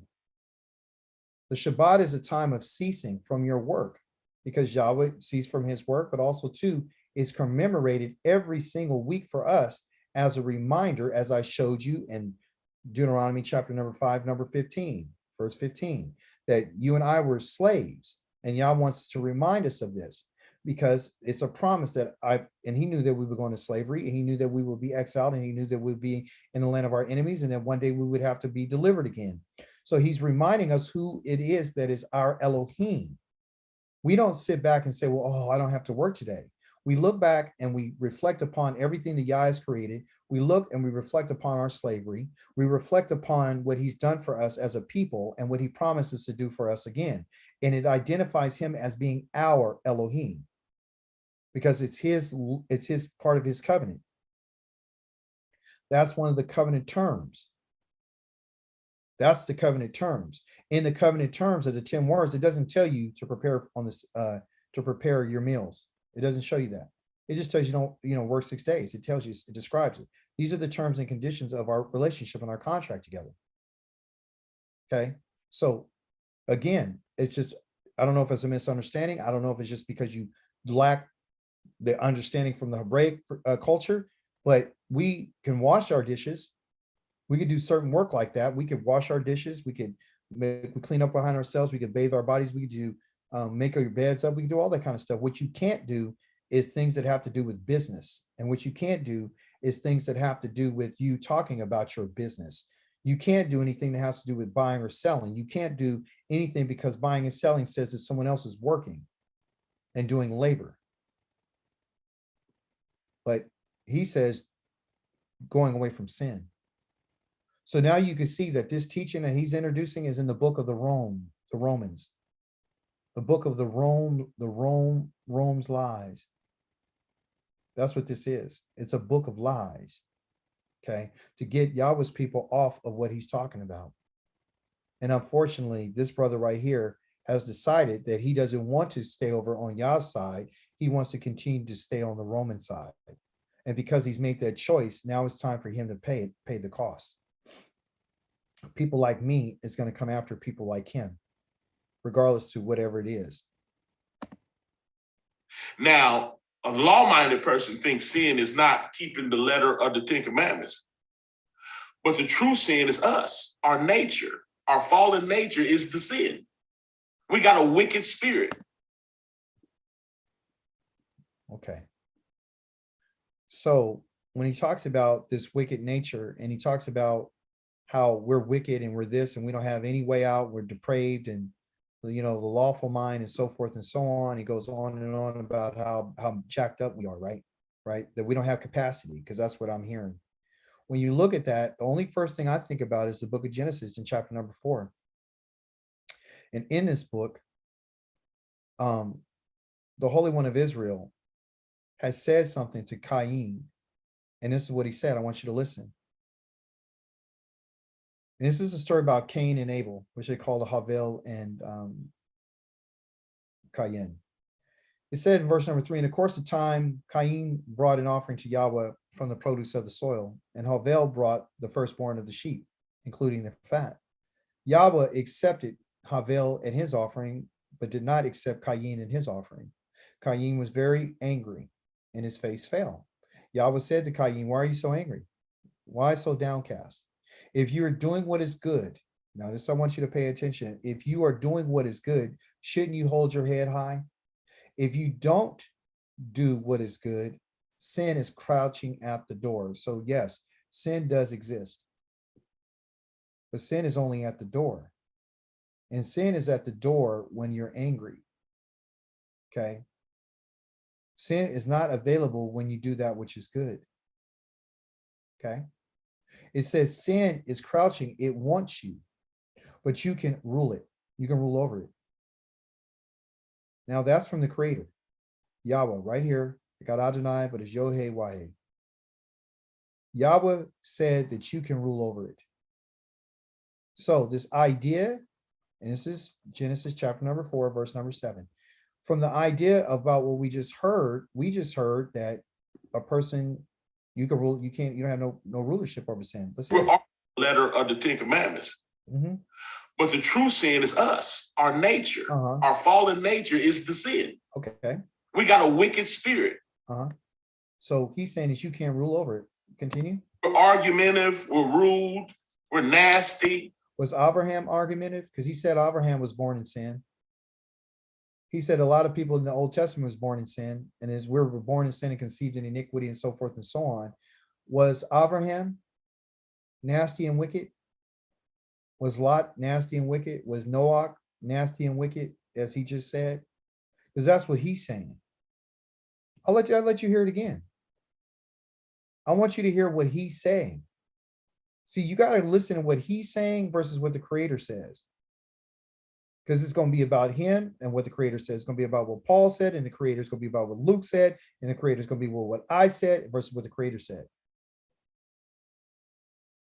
And if you take it upon yourself to say that you know the Creator, and you come on live media channels like I am, that's why I'm willing to take on any challenge, because I put myself in this position to do this.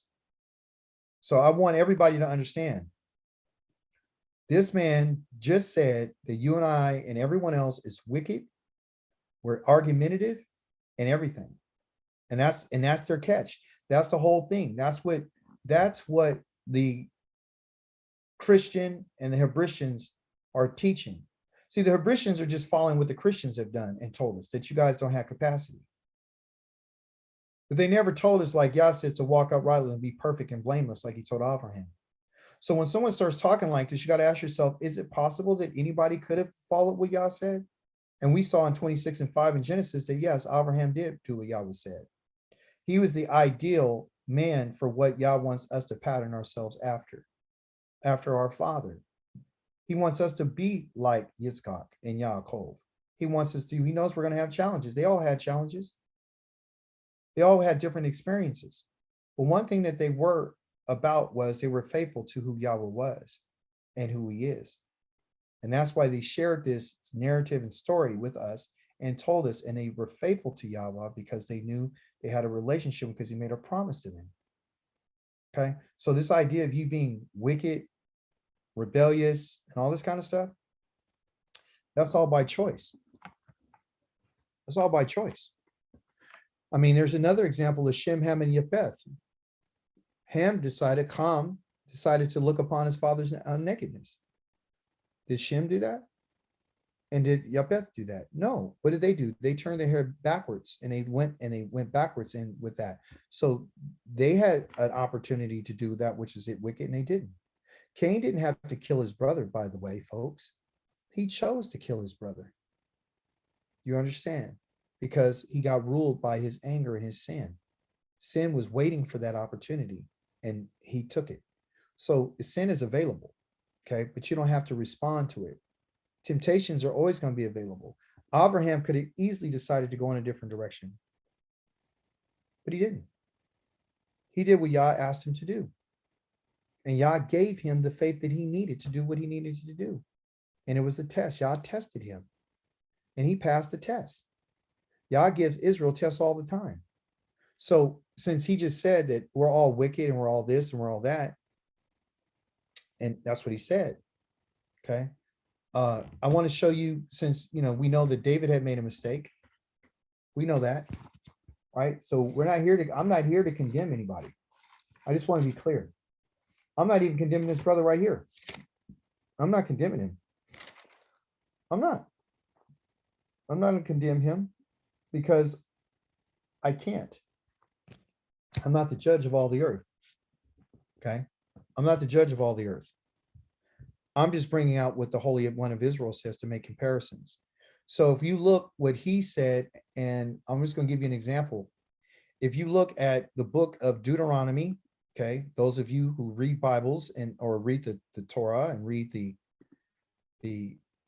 Hebrew scriptures, you should turn to book of Deuteronomy, which is called Davarim, chapter number 1, verse number 34. And this is what it's going to tell you about somebody. Okay, there's a couple of people, but I want to more specifically tell you about this individual. This individual, his name is Caleb. His name means dog. Okay, and he is different. Okay, he's very different. Okay, so 34 says, Yahweh heard what you were saying, and he became angry and he swore. Not a single one of these people, this whole evil generation, will see the good land I swore to give to your ancestors. Yes, because they decided to be evil. Okay. And he said, except Caleb, the son of Euphone. He will see it, and I will give it to him and his descendants on the land which he walked on. Okay. Because he has fully followed Yahweh, just like a dog. So you can have a whole group of evil people. You can have a whole bunch of wicked people. Okay. And evil, you can have a whole entire evil generation. But the ones who Yah says is not evil is the one who would fully follow Yahweh. And that's what Caleb did. He was wholehearted like a dog. He was 100% fully convinced in his mind that Yahweh was able to give Israel what he said he would give him. He followed him wholeheartedly. Okay. There's other examples. Yehoshua, the son of Nun, your assistant, he would go there. He encouraged him too, because he followed after Yahweh as well. So there's individuals who do follow Yah. And was he born a sinner? Yeah, he was born a sinner just like everyone else. But he made a decision. So you can see now that the excuse about the New Testament telling you that you're worthless and you're evil and you're wicked and you're a rebel, it's just not true. Yah gives everyone an opportunity to make up their mind, to make a decision about what they can do and how to choose what path they want to walk. I mean, I could go to Ezekiel 18 and just show you that right now, but why? Why? Because I already know it. You can read it. He said, you can make up your mind. You can think about things and say, I want to do something differently. You're not bound to your father's sins. And because you're not bound to your father's sins and no one can die for your sin, according to Deuteronomy chapter number 24, verse 16, you will understand that if your father decided to be a bozo and to do things that were wrong, you don't have to follow suit. You could do something completely different. You know, but I don't like to just say things. I like to show it to you because that's the guy that I am. I'm not going to tell you what I think. I'm going to tell you what I know. I'm not going to tell you what I believe. I'm going to tell you what I know. Okay. And what I know is this. Okay. I know that the Holy One of Israel says that all lives, in verse 4, belong to me. Both the parent's life and the child's life are equally mine. So is the person who sins, he himself who must die. Then he goes on to tell you about a person who does that which is righteous and lawful and right. That's a righteous person. So there are righteous people. So this is a declaration from the Holy One. Consider someone who is righteous. So there are righteous people. And there are people who do what's lawful. You know, the law that they're telling you right now that you don't have to obey and that it's, you know, a lawful mind. There are people out here who are righteous. And these are not my words. These are Yahweh's words. The creator of the heavens and the earth declares this in Ezekiel number 18. So either you can listen to him or you can listen to whatever someone else is talking about. He gives a whole litany of things that he tells you not to do. Okay. I'm not going to read them all. You read them. Okay. He doesn't do anybody wrong. And then he goes on and talk about all these things. He says, listen, verse number 9, in short, he lives according to my laws. A righteous person. He lives according to my laws and he observes my rulings. As to act faithfully, just like Caleb. He followed me wholeheartedly, faithfully. Such a person is righteous. He doesn't care what this other guy on YouTube or Facebook told you. A person that does according to my laws and observes my rulings and acts faithful towards me, such a person is righteous. I don't give a damn about what anybody else is talking about. Do you understand what I just said? I don't care. Why? Because this is what the Creator says. This is not what Dawid said. This is what Yahweh Elohim says. He will certainly live. Then it gives you the opposite of a person who doesn't do what he says. He says his father is of a son who is a robber and a murderer. Somebody who does just the opposite and gives all of any of the things that he does.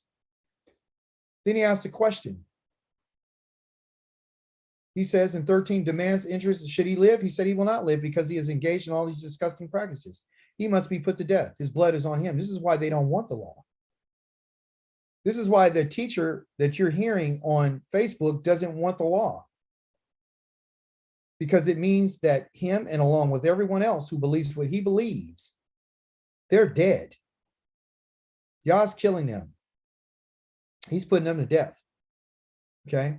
But listen what he says, 14. But now suppose he has a son who sees his sins his father's committed. Remember, because he began in verse 4 to tell us about the son and the father, talking about whoever sins against me, the person who dies. He said he got a son who sees all the sins his father's committed. He thinks about them and he behaves differently. You can't tell me that you don't have an opportunity or a choice to do different than what your father and your grandfather and your ancestors. That's a damn lie. He doesn't eat on the mountains. He goes on to talk about all the things that he doesn't do. He decided to do something different. He restrains himself. He do good things, everything that this person told you that you're incapable of doing. Let me show you something that Yah says, since his laws are so horrible. Okay. What he doesn't do is he doesn't take anything by robbery. He doesn't rob anybody because he keeps Yah's laws. And he gives his food to the hungry. Is that love? You damn right it is. Does he give clothing to those who need it? Yes. So what is this person talking about? What does he do? He doesn't oppress the poor. That's love. He doesn't demand or accept interest from his brother like Yah commanded. That's love. What does he do? He obeys my rulings. Those are Yah's rulings.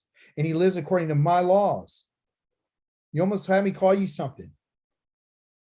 So he will not die for his father's sins, but he certainly lived. So if that's the case, are you and I going to die for Adam's sin? Hell no. You're not dying for Adam's sin. Nobody can die for another man's sin. That's what Yah says. We read that in Jeremiah 31:29. Whoever sins, their own person will die. We just read it in Ezekiel 18. The father and the son both belong to me. Whoever commits sin against me, that's the person who's going to die. He will not die for his father's sins. You can't die for your father's sins. Yet his father oppressed, because that's somebody who doesn't follow Yah's laws. So all the evil stuff that this person's talking about are the things that people who don't follow Yah's commandments. You ask, why doesn't the son bear his father's guilt? Why don't I bear Adam's guilt or my father's guilt? And so on and so on. It's because the son has done what is lawful. When the son has done, when David or anybody else do that which is lawful, the laws that you don't want to do, and that which is right, has kept all my laws and obeyed them, he will certainly live. That's from the word in the mouth of the Holy One of Israel. That's from his mouth. That's not from my mouth. That's from his mouth. The person who sins is the one that will die. Don't you get it? Oh, that's Old Testament. That's Old Testament. Okay. But if you are wicked, 21, if the wicked person repents of all the sins he's committed, and repentance from your sin, and what they would like to say, just believe. He didn't say believe.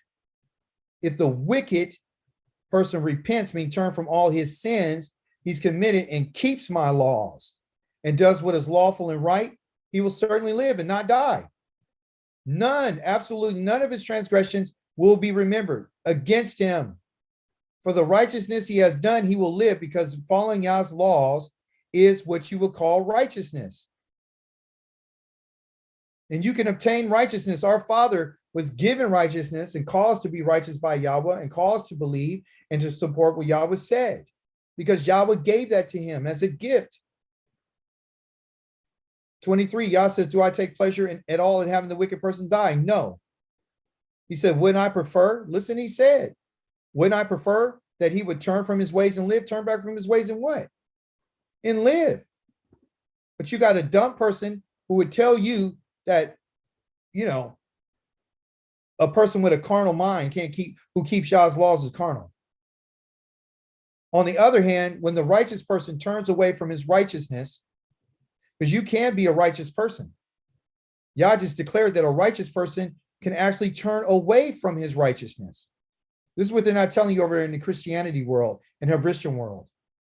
And he can commit wickedness by acting in accordance with all the disgusting practices that a wicked person does. Will he live? No. None of his righteous deeds will be remembered. For his trespasses and his sins that he committed, he will die. Don't you get it? You understand? So when a righteous person, verse number 26, turns away from his righteousness and he commits wickedness, he will die for it. For the wickedness he commits, he will die. And when the wicked person turns away from his wickedness, he committed, and he does what is lawful, the very nasty word that everybody doesn't want in their mouth anymore, lawful and right, he will save his life. Why? Because he thinks it over and repents from the transgression he committed, he will certainly live and not die. So what is this about, you stupid people? Think it over and repent. That's all you got to do. It ain't just wishy-washy. You understand? The Creator himself says, therefore, house of Israel, I will judge each of you according to his ways. Says Yahweh, repent and turn yourselves away from all your transgressions so that you will not be a stumbling block that brings guilt upon you. I need you to throw away. If he didn't want this for them, and it was impossible for them to ask for him to do, then why is he telling them to throw away from themselves all your crime? Is he telling them that I'm going to take it away from you, or you think he's asking them to do it for themselves? You yourselves, your crimes that you've committed, and make yourselves, that's a hithpael, cause yourself to have a new heart and a new spirit, a way of thinking. Why should you die? I don't take any pleasure in the death of anyone who dies, says Yahweh. Turn yourselves. That's something that you got to do. It's your choice. So when someone tries to take away that choice away from you, you better wake the hell up. Listen. Sin is us. Our nature, our fallen nature is the sin. Okay. We got a wicked spirit. Uh-huh. We're argumentative, we're rude, we're nasty. Uh-huh. But yet we say, you ain't supposed to eat pork. I'm not saying eat pork. I'm not saying that at all. What are you saying? Even though the Bible says it's not that which goes into the mouth that defileth the man, it's that which. Did you notice he said the Bible says it's not what goes into the mouth? The Creator never said that. The Creator's never said that. Leviticus 11, Deuteronomy chapter number 14 tell you not even touch a pig. Don't touch no pork. There's things that Israel don't supposed to touch. And you got him saying what the Bible says. So is he listening to what the Creator says, or he listening to the story that the New Testament tells? That's the point I'm trying to make. Coming out of your heart, your nasty attitude. I'm not saying that at all. Really? Even though the Bible says it's not that which goes into the mouth that defileth the man, it's that which coming out of your heart. So what goes in a man, it doesn't defile a man, but what comes out. You might as well eat a turd. That's the way I see it. You might as well eat everything that y'all told you not to eat, since it doesn't matter, because it's not what goes in a man that defiles a man, but what comes out of man's heart. Do you see the abstract thinking? So now he's making that which the Holy One of Israel said is unclean to be clean because of the New Testament. The only reason why he's getting it is because he's the messenger. I'm attacking the message. I'm not going to attack him. I'm going to attack what he's saying. Your nasty attitude, your rudeness, your fornication, you're horny, you sleep with people you're not married to. The Torah specifically tells you not to covet your neighbor's wife. Everybody knows that. That ain't nothing new for Israel. But yet, oh boy, is this deeper? How deep? I'll spend some more time on that one day because I can't and do this chapter. It's a whole nother level to be filled with the Ruach. And what's the extra level? That's what I'm trying to understand. What's this new level that you're getting? Because from the way I see it is this. Has the Ruach that they call the Ruach HaKodesh, has he taught them anything about what the Creator said? Absolutely not. If anything, this Ruach that you're talking about is telling you not to keep Yah's laws. So how is that even possible that even is from the Holy One of Israel? How do you know that that's Yah's spirit? You can't quantify it. It's all based on what you believe. So if I believe it, then it's good. If you believe, it's even better. There's no quantify, there's no qualify. You understand? So you get to say and do whatever you want, and whatever is good for you, you could do. Israel doesn't want to keep Yah's laws, as you has been hearing. And these individuals that are teaching out of the book of Romans is teaching people lies that the Romans wrote. Whole nother level. It's even a greater level than that of even keeping Yah's laws. That's what you're trying to do. You're trying to ascend greater than his laws. And that's why he's going to put you to death. Anyway, let me pick this back up. 10th verse. How was it then reckoned when he was in circumcision? Okay, 9th verse to help. Cometh this blessing, right, upon the circumcision only, or upon the circumcision, upon the uncircumcision also? For we say that faith was reckoned to Abraham for righteousness. That's what gave him his righteousness, because he was dealing with the Ruach directly. He was Really? You never said anything. The word Ruach is never mentioned, not one time in dealing with Abraham in any of his experiences. The word Ruach is never mentioned in the Hebrew text, not one time, in context with Abraham at all. Not one time. Not one time. But let them say it. a shadow and a type of the conclusion of faith that his children will once have. Anyway, I got to say this part. Brianna, good to see you on. Listen, though Abraham was in the Old Testament, right? He dealt with the Ruach, which made him a shadow and a type of a conclusion. Now, remember this, the conclusion is the seed of the woman will bruise the head of the serpent. Which is nothing that Abraham ever taught, nothing that Moshe ever taught. Moshe never taught that to the children of Israel. Moshe never taught that to the priests. The priests never told Israel about this so-called prophecy. No one's ever been taught this. This type of teaching didn't happen until you got into the New Testament.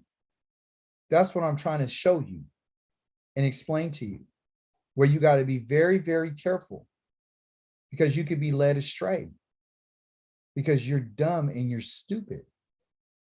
You understand? There's a group of people out here, okay, that like to have people following them, okay, because they're saying everything that makes you feel good. You don't like what I'm saying because I'm telling you that you're going to be put to death. You understand? If you break Yah's laws. So it's not a matter of what's best and what's better. Yah's laws will never change. And if they did change, then why did he say, I'm going to write them on your heart? They're going to be exactly the same laws that he's been talking about the whole time. So everything that this person right here is minimizing, okay, according to the book of Romans, that they're minimizing, say it doesn't exist, there's no longer valid, it's the same law in the same Torah, in the same instruction that's going to be put in the center of you and that you're going to have written on your mind. You never thought about it like that, did you?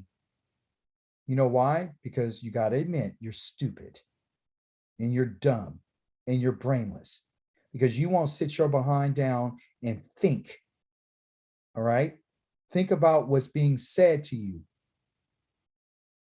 Remember, the laws don't count. Shabbat has a higher meaning and everything.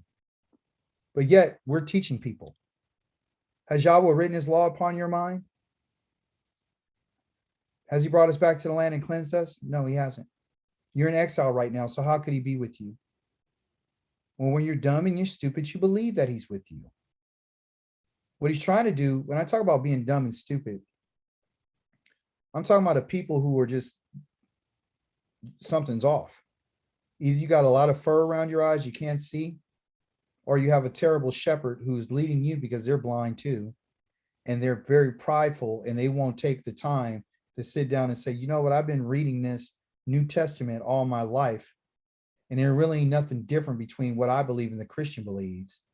Let me take my time and sit that down for a moment and go now and read the Torah and learning in its original language and original form, and don't go in there with no biased opinion, and go in there and look at it and see what it says from its grammatical viewpoint, okay, and in context.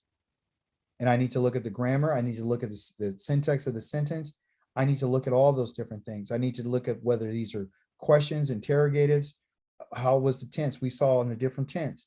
Was the action done in hippael, or is it hifel, hifal? Was it a call stem? Was it in a fall? What was it? Is it a participle? Is it past, present, and future? Who's talking? Who's he talking to?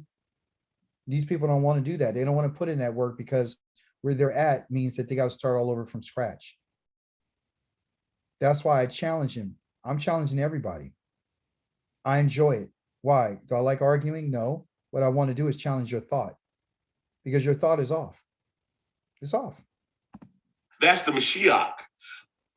So he was going to be the seed, he was going to become the seed of the woman by being born of Miriam, but they call her Mary. So he was going to be born, the word was going to be made flesh and dwell among us, right? Through the flesh of Abraham. Isn't that the same story that the Christians say? It's identical. What's the difference between what he's saying and what the Hebrew people have said? What's the difference between what he says and what Moshe says? When has any of the prophets ever said what he's talking about?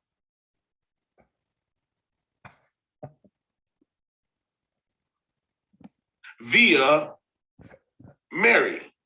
Okay. The word was going to become a human being, going to borrow the flesh. Oh. That dealing with Abraham, that was a shadow of a type of the seed of the woman coming. Only thing. That's confusing. And it's something that Moshe never talked about. No one. Aaron, high priest, nobody ever mentioned what he's talking about. Nobody. This didn't get introduced into our people until we got Hellenized. Born from Abraham was his flesh because he stepped out on faith. He said, so when the Mashiach, when the seed of the woman was born, it's going to be born of his flesh. But the conclusion was the Mashiach. Oh, really? Who walked in the Ruach. He walked in the Ruach too, and he got put to death. And Israel still got scattered. And Jerusalem was still not in safety.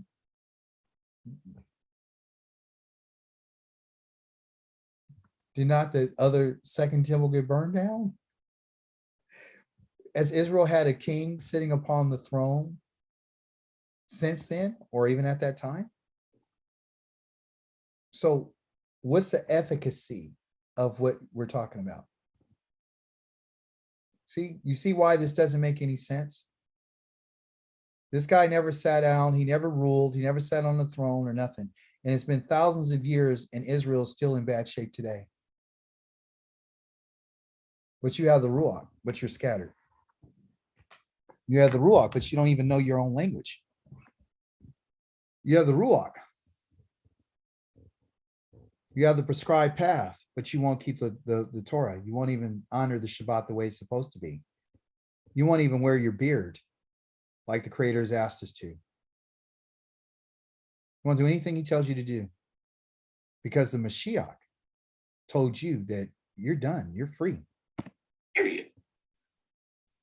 He kept the 10 Commandments because it was written. He came in the volume of the book. He kept the 10 Commandments perfectly. And he said, not one jot or tittle shall pass from the law until all be fulfilled. Well, everything that was written of him, he fulfilled it. And died. That was a No, he didn't. No, he didn't. No, he didn't. I mean, I could just show you one place and I can show you that he didn't fulfill it. You want to see that?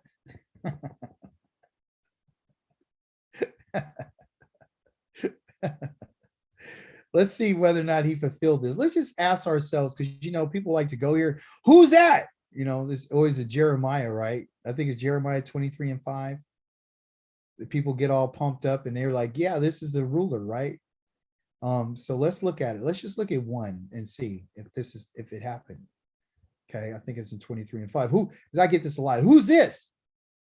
Who's this then? Who's this? It says the days are coming when it says Yahweh, when I will raise up a righteous branch for David. So they got right there, righteous branch. But I want you to know that this right here, this capital B right here is not a capital B, and the actual word for branch there is not branch, it's actually called a sprout.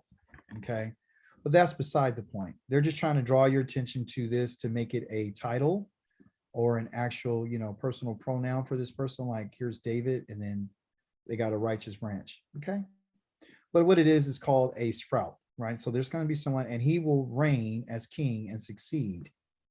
Okay. So the question is, did Yeshua or Yehoshua or whoever you may want to call him, did he ever reign as a king physically? Because or carnally, if I could put it that way to make everyone feel better. So they would, don't take it personal, like I'm just trying to hurt their feelings. He never sat on the throne and he never succeeded, and he never did what was just and right in the land. Never. I'm not talking about your miracles, okay? And it says in his days, in the days of this ruler, okay, Yehuda will be saved.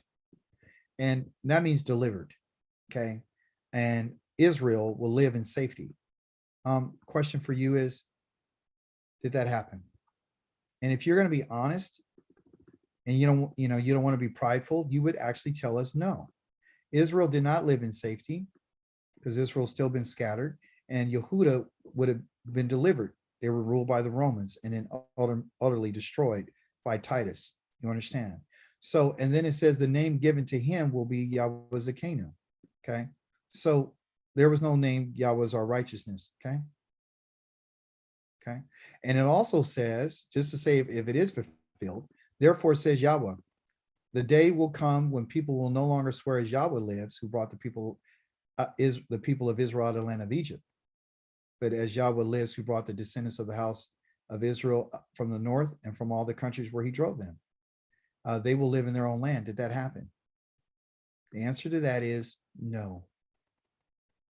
No, no, no, no, no.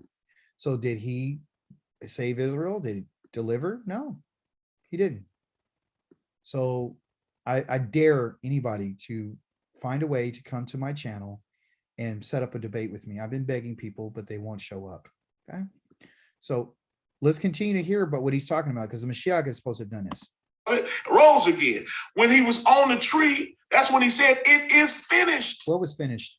How do you prove it was finished? There's still some prophecies that are not fulfilled. Folks don't know what they're talking about. I just showed you that it wasn't fulfilled. Has Israel been gathered back together? Well, maybe that's not enough. Maybe I should show you again in the book of Ezekiel, since Jeremiah is something you may not agree with. Maybe this prophet right here can kind of open your mind up a little bit and show you where the Holy One of Israel says that Israel has not been gathered yet. So let's look at that. So it's Ezekiel chapter number 37, and he says this. Let's just start right here, verse 21. Then say to them that Yahweh says, I will take the people of Israel. Okay. I'm going to take the people of Israel from among the nations. Has that happened yet? No. Where they have gone, I'm going to gather them from every side. Has that happened? No. And I'm going to bring them back to their own land. No. Has that happened? No. The whole entire house of Israel? No. I will make them into one nation. Has that happened? No. So did Christ or Yeshua or Yehoshua or the Mashiach or HaMashiach, did he bring everybody back together? No. Are they living on the mountains of Israel? No. Has one king been king over them all? No. They will no longer be two nations like they are today. They will never again be divided into two kingdoms. Has that happened yet? No. They will never again be what? Defile themselves with their idols, the detestable things, or any of their transgressions. So is that true? Has this happened yet? No, it hasn't. Okay. What else? Because we've been talking about these idols. We've been having the name of Christ and everyone else in our mouth. So has that happened? No. And our transgressions, have that been done with? Oh, well, at the cross. Okay. I will deliver them from all the places. So you want to be delivered from your sin, but the Holy One of Israel says, I'm going to deliver them from all the places. I'm going to save them from the places, the countries, the nations, okay, where they've been living and sinning. So you think you're clean? You're not. I will cleanse them when I what? When I come and save you from the places.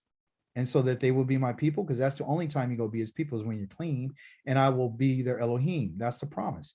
My servant David will be king over them. And all of them will have one shepherd, and they will live by my rulings and keep and observe my regulations, which this teacher just told you that the rulings and everything, you're going to get the Ruach, so it doesn't matter. You get the Ruach now. So he's calling Yahweh a lie. And they will live in the land. Okay. Does it mention anything about the Ruach HaKodesh? Nope. They will live in the land that I gave to Yaakov, my servant, because that's the promise where their ancestors lived, where they used to live. Okay. They will live there, they, their children, and their grandchildren forever. And David, my servant, will be their leader forever. I will make a covenant of peace with them. Okay. An everlasting covenant. I will give to them, increase their numbers, meaning your children. I will set my sanctuary among them forever. So even in the book of Revelation, it tells you in chapter number 21 that there is no sanctuary, no temple.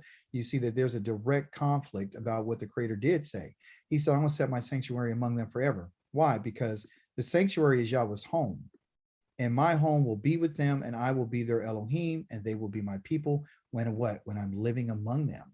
The nations will know that I'm Yahweh, who sets Israel apart when my sanctuary is with them forever. So the nations don't even know who he is at this moment because there's no sanctuary, which is his home, which when he puts his home with us, we will be with him and he will be with us.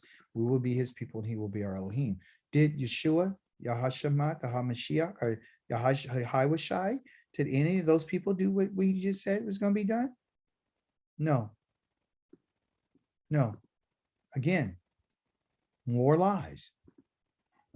Didn't he say it is finished? You want me to prove that it was finished? Prove it. Didn't the veil in the temple rent from top to bottom? That's what and now they you wrote. had access to Yah, access that you didn't have. Oh, The priest went in there once a year. you got access? And they had to put some bells on him because if he had sin on him, he was going to drop dead right inside of that. He had to sprinkle the blood and get the heck up out of there. He can only go in once a year. Nobody else can go in there. You go past that veil, you're dead. When the Mashiach said it is finished, it ripped from top to bottom. We now have access through faith, not through no command. Now we're in a relationship with the Most High and we trust him. Not through no command. He hates Yah's commands, doesn't he? He hates Yahweh's commands. You know, when I talk about hate, I want to be clear about what hatred is for you who don't know what hate is. Hatred in Hebrew has to do with distance. Okay, and distance, because hate is known as a thorn bush. Okay, it's a thorn bush. And a thorn bush has thorns on it. And a thorn bush puts distance between you and that which is separation. So what he's doing is he's making a distance between the Christians and the Christians, because they believe the same thing, between Yah's laws and Yah's statutes and commandments. And he says the commandments, we don't need no commandments. We don't need that. So he's distancing himself. And therefore he hates Yahweh's laws. He hates them. I know that's a little bit strong, but it's the truth. When you know the language, you know the culture, you understand when you hear these things that come out of people's mouth. Okay, so let's hear it again so you won't say that I'm accusing somebody. Okay, so let's hear it one more time. Let's hear it. It ripped from top to bottom. We now have access through faith, not through no command. Now you got access to Yah without no command. But see, there's a family that Yah says the only family can be able to come to me is the Levites. And those are the only people who can come to me and it can to do my service. And they're still going to do the service in Ezekiel chapter number 44. So he still has the same place. He still has a tabernacle. He still has a order of service. And let's verify, because again, what I'm trying to do is, I'm not trying to prove anything to you. I don't have anything to prove. Okay. We just let the Holy One of Israel speak for himself. Okay. The children of Israel are always going to have someone to come and do the service. Okay. And they're going to always do this. Okay. This is what he says. Okay. This is in Ezekiel chapter number 44. Let's just begin in verse number 20, because now he's talking about the Kohen. He says this, Kohen or priest. He says, they are not to shave their heads. That's a command. Or let their hair grow long. Okay. But must keep their hair carefully trimmed. No Kohen or priest is to drink wine when he enters the inner courtyard. They may not marry a widow or a divorcee. This is part of the laws and the Torah that he taught them in the first place. So this is nothing new. This is not new. Back in the day, when Moshe gave them the command, they're not to marry a widow or divorcee, but they must marry virgins, descended from the house of Israel, or a widow whose deceased husband was a Kohen, because a Kohen is a set apart person. They're Kodesh. They're holy to Yah, and they're from this family, the family of, they call the Leviim. You call it Levi or Levi, but it's Lavaim, okay? And they are to teach my people the difference between holy and common. So when this in particular teacher that you're talking to right now, he's not a Kohen. He's not a priest. You understand? So he's telling you what it's going to be. Okay. But Yah says here in these little quotations that they are to teach my people, and his people are the people of Israel, the difference between holy and common. And the only people who know this is the people who from this family, the family of Levi, the Lewiim. Okay. And they're going to enable them to distinguish between clean and unclean. When you got somebody who's just on Zoom or Facebook, or including myself, we're not authorized to tell you the difference between holy and common. We don't have the authority to distinguish between clean and unclean until we're taught, okay, by these individuals, which are the Kohen, which are from the family of Levi. Then he says they're going to be judges in controversies, because that's what the priests do. They are going to render decisions in keeping with my rulings, the same rulings that they're telling you today that are done away with. And at all my designated festivals, which are called Moedims, which they say are done away with, like Shabbats and new moons and Sabbaths and all this, they are to keep my laws and regulations. And they are to keep my Shabbats Kadosh, holy, because that's what the priests are. They're holy. That's why you can't marry a widow or a divorcee. You have to marry a virgin, because these people are holy. You understand what I'm saying to you? So there's still a distinction between the house of Israel and the priest, unlike what these people are telling you. And by the matter of fact, in 25, they are not to come to any dead person. So is the laws done away with? Is Yah's law done away with when he says they can't come to any dead person? Because back in the day, in bold biblical times, he told them they can't come next to a dead person, because this would make them unclean. So we're talking about from the temple, okay? So coming next to a dead person makes them unclean. But according to these people that they're teaching you today, they'll tell you can go to a funeral and won't be a problem, okay? However, the father, for your father, mother, son, daughter, brother, sister who has not had a husband, the sister who has not had a husband, cannot, they may make themselves unclean. You're still unclean, but for anybody else, friend and family, other family outside of this initial family, you can't be able to do that. And then it says, after a Kohen has been purified, he is to wait 7 days, because that's the order of service according to Yah's laws. And then he says, on that day, he enters the sanctuary that I just told you about. He goes into the inner courtyard to minister, to serve in the sanctuary, the one that they told you that is not going to be there anymore. And guess what he's going to do? He's going to offer sin. He's going to offer his sin offering. You have a sin offering, not because he's committed sin purposely. It's because he made some type of mistake, because you can be forgiven for mistakes. Okay. And he might have touched something the wrong way. He might have said something. He might have, had a seminal omission. He may have made a quick little error in something. Okay. He may have forgot to wash the right way. Okay. And he says their inheritance is to be this, myself. I'm their inheritance. So when you talk about getting rid of the priests, which is the Leviim, you're talking about getting rid of Yahweh as their inheritance. You are not to grant them any possession in Israel, because I told them they're not. I am myself their possession.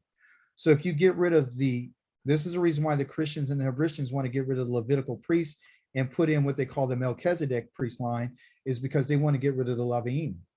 Okay. And then these same individuals are going to eat grain offerings, and they're going to have sin offerings too. And where are they getting these sin offerings? They're getting sin offerings and these guilt offerings from the people who bring their offerings. Everything in Israel devoted to Elohim will be theirs.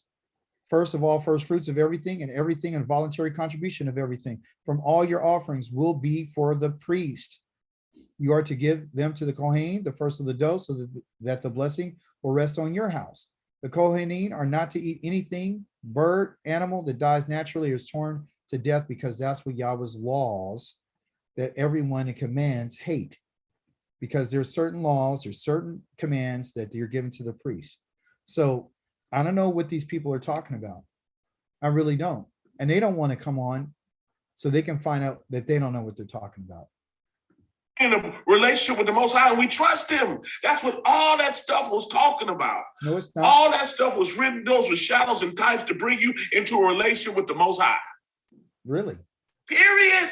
Okay, you believe that guy? You believe him?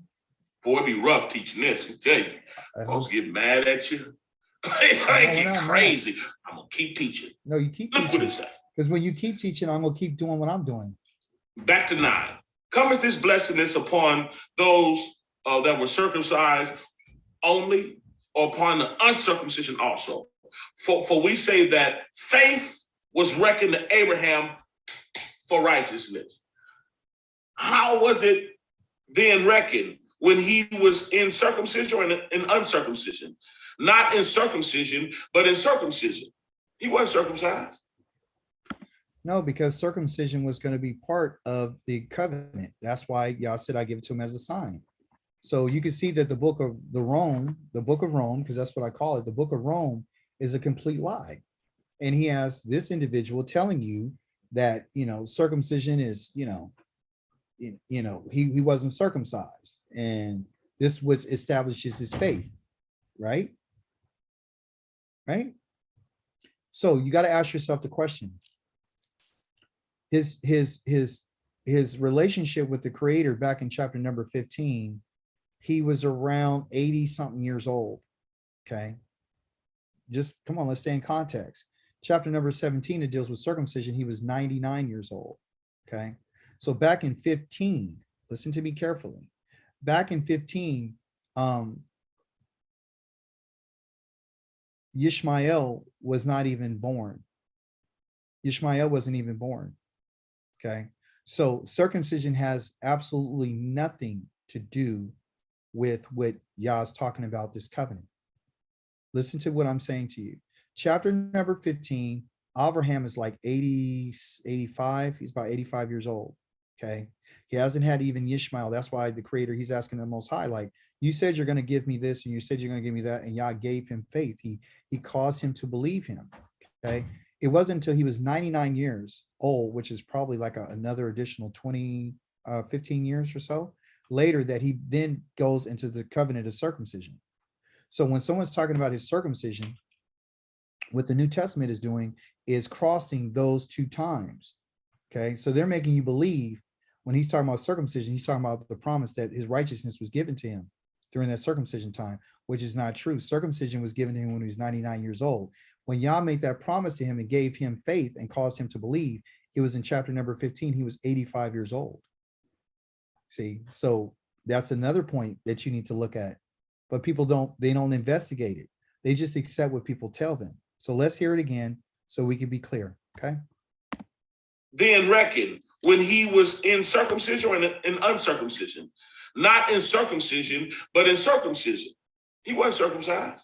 Of course he wasn't. He was 85 years old. He didn't get circumcised till he was 99 in chapter number 17. But yet he was coined the father of faith, because that's a true relationship. No. He's coined father of faith by a whole bunch of Europeans. Nobody in our family ever called him the father of faith. Moshe never called him the father of faith. Aaron never called him the father of faith. His own sons didn't call him the father of faith. What is this guy talking about? All because Paul said it? Okay. I was teaching in Galatians, the 4th chapter. Paul taught that too. How in the world the promise that Yah gave to Abraham be nullified by some 10 commandments that was given 430 years after the promise? You see how much hatred he has for Yah's laws? You see his facial expression and his contention 430 years later. He hates Yah's laws. He's putting distance there. He's not embracing the very thing that our father Abraham did keep. Read it again, 26:5. He said, all this is because he did what I said, and he guarded my laws, my statutes, and my teachings. The new kid on the block is the 10 commandments. He revealed his character. He just called the Abotheka, the witness of Yah, the words that the Holy One of Israel spoke out from the fire on Mount Sinai as the new kid on the block. Forgive my expression, but that's his ass. Israel, but he put it on stone because of the stony hearts of Israel. Did Moshe ever tell us that? Did any of the prophets ever say that? So the thing that was on the stony hearts of Israel, Yah took the stony hearts of Israel, according to what he's talking about, and put it inside of a gold box and told anybody that you ever looked at it, I'm killing you. You need to wake up and understand, Israel, that those words that were on those stones, okay, had nothing to do with Israel heart. It's a contract, and it means it can't be changed. Yeah, I didn't say I'm going to take the covenant and write the covenant on your heart, did he? He never said that, did he? He said, I'm going to give you the Torah and put the Torah inside of you, and I'm going to write the Torah on your heart, in your mind. The covenant was written on stone, which is Yah's words. So what he's saying is Yah's words don't mean anything. That's what you need to hear what he just said. Listen. He revealed his character to Israel, but he put it on stone because of the stony hearts of Israel. Oh, it's the truth anyhow. Anyway, let me keep going, y'all. 11th verse. And he received the sign of circumcision, a seal of the righteousness of the faith, which he had yet being uncircumcised. So it was a seal of the faith. I thought it was a sign. I thought it was a seal of the covenant. The faith was never mentioned in chapter number 17. The faith of Abraham was given to Abraham in chapter number 15.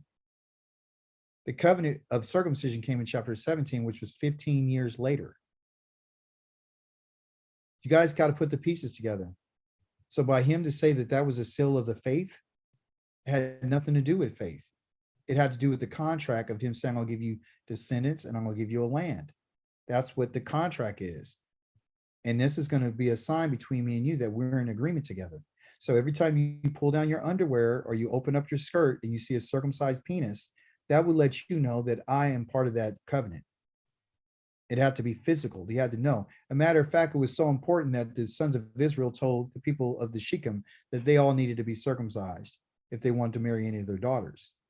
And this was prior to what he would call the law of Moses. You understand? And they took it serious. Matter of fact, they killed everybody there because they violated one of the daughters of Israel. You understand? So let's continue to read and study and find out why you should not listen to this person. Circumcising his heart, which is the main circumcision. Okay, so now he just said the main part of the circumcision is the heart, right? Let me show you what the Creator says. So you can either believe what he says or we could believe what the Creator says. So let's go see what the Creator says about circumcision, okay? Because it's going to be something that, I think all of us need to understand. I think it's in 45. Okay, here it is. It says this, verse number 8.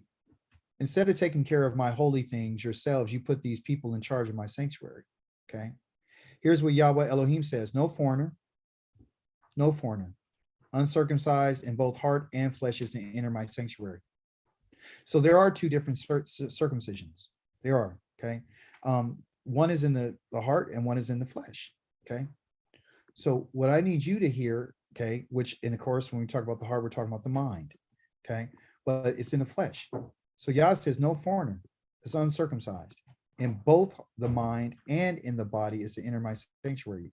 No foreigner living among Israel, okay, the people of Israel. Why? Because it was a requirement for you to be circumcised to even be in Yah's covenant. And what they were doing, according to this text, is in verse number 7, he said, you brought foreigners, uncircumcised in both heart and flesh. So both are important. You can't have one without the other. You understand? Meaning like he's expecting both of them. Okay. And that's a point that he didn't bring out, that he is expecting both. He's minimizing the flesh, which is the one that's in Genesis 17. And he's maximizing this one. Okay. So they're both required. Okay. You brought foreigners uncircumcised in both heart and flesh to be in my sanctuary, which is wrong because the people who's supposed to go into the sanctuary are only from the family of Levi. That's the only people who's supposed to ever have any access to that is the priesthood. But they didn't do that. So what they did was they broke his covenant by letting these people in there. That's what he's saying. So if you want to learn more, go to Ezekiel chapter number 44, and it'll tell you. So instead of you taking care of the holy things yourselves, you put these people in charge of my sanctuary in verse number 8. Okay. So they're both required. Okay. Both are required. Yeah, having your heart circumcised. Do you go against the 10 Commandments when you feel with the Ruach? Not even a little bit. You do one better. People think, oh, you trying to get away from the law because you want to be lawless. No, I'm walking in the Ruach, the spirit of love, the spirit that was on the stone. Okay, so he said he's walking in the spirit, right? And he's saying that his heart is circumcised. That's what he just said, right? So let's go to Deuteronomy chapter number 30, and let's see what the Creator says. Okay, because it's not about what we say, it's about what the Creator said. The Creator said this in Deuteronomy chapter number 30. Okay, this is Moshe talking to the children of Israel, telling them, hey, you guys are going to get scattered. In context, we'll just read verse number 1. When the time arrives that all these things that come upon you, both the blessing and the curse, which are presented to you today, and you are there among the nations. Okay, that's where you are. So in context, he's letting them know that where you are, you're among the nations, which Yahweh has driven you. So you're scattered. And then at last, you'll start doing what I've been telling you to do. Start thinking and stop being stupid. Okay, what has happened to you? Okay, then you will return to Yahweh Elohim and pay attention to what he has said. Okay, past tense, which will be exactly what I'm ordering you to do today, which is the law, the statutes, and the commandments. So when are you going to start thinking about it? You're going to start thinking about what's happened to you. And where are you going to do this? In the nations. And then you will return and you will do exactly what I'm ordering you to do today. And you, your children, with all your heart and all your being. Okay. Then it said at that point, Yahweh, your Elohim, will reverse your exile and show you mercy. He will return and gather you from all the peoples which Yahweh Elohim has scattered you. So that's great. So now he scattered us. We know this, right?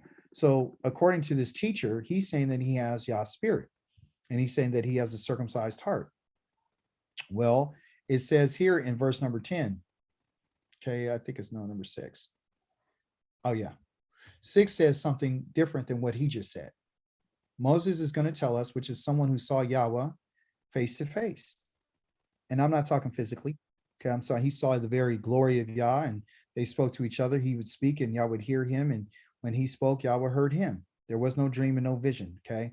So in verse number 6, it says, then Yahweh Elohim will circumcise.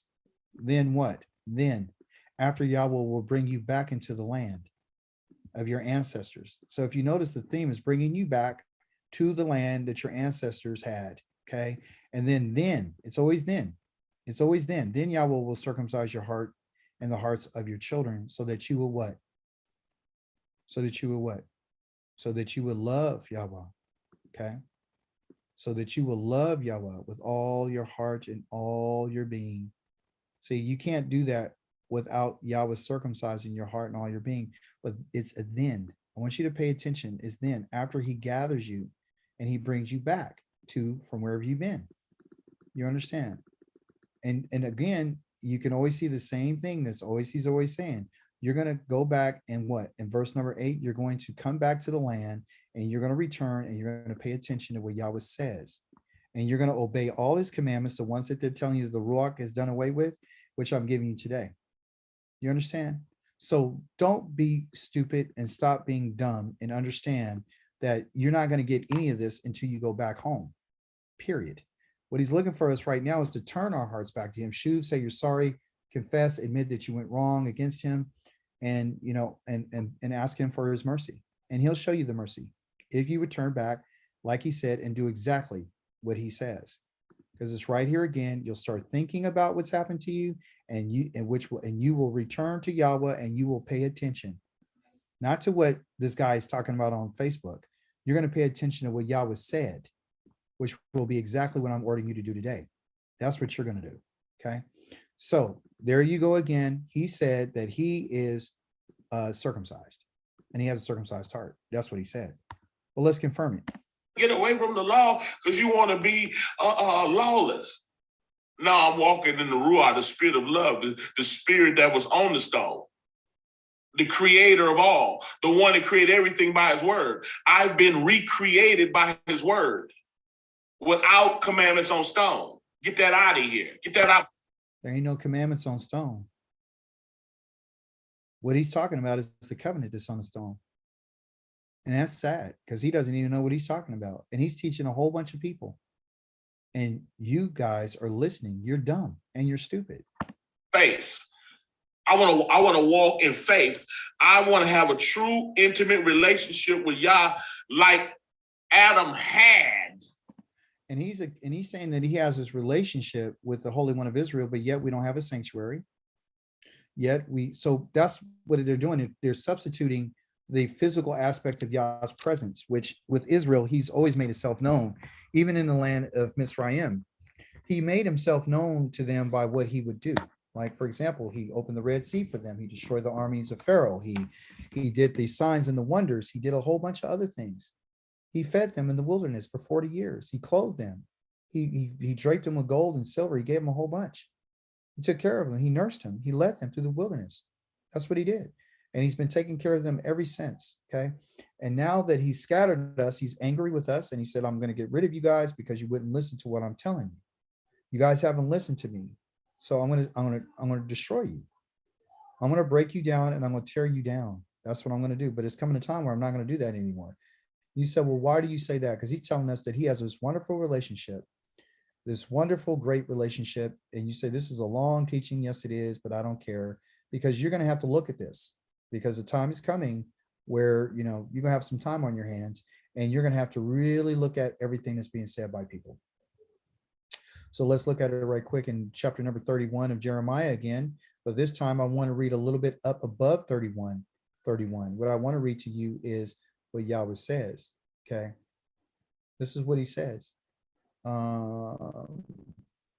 He says, at that time, just as I used to watch over them with the intent to uproot, break down, and overthrow, and destroy and harm, and do harm, so then I will watch over them to build and plant. That's all I want to read to you. Okay. When I come and get them out of their exile, I destroyed them. I overthrew them. I destroyed them. I did them harm. I broke them down. I tore their kingdoms up. But now I'm going to bring them back. I'm going to build them and I'm going to replant them like I did before. You understand? So this idea that he's with us, it's not. Chose his wife over the word and lost and brought death on the scene. No, I want to be I'm going to follow the ministry of the second Adam, because the first Adam was out of pocket. We don't have a ministry of the first Adam.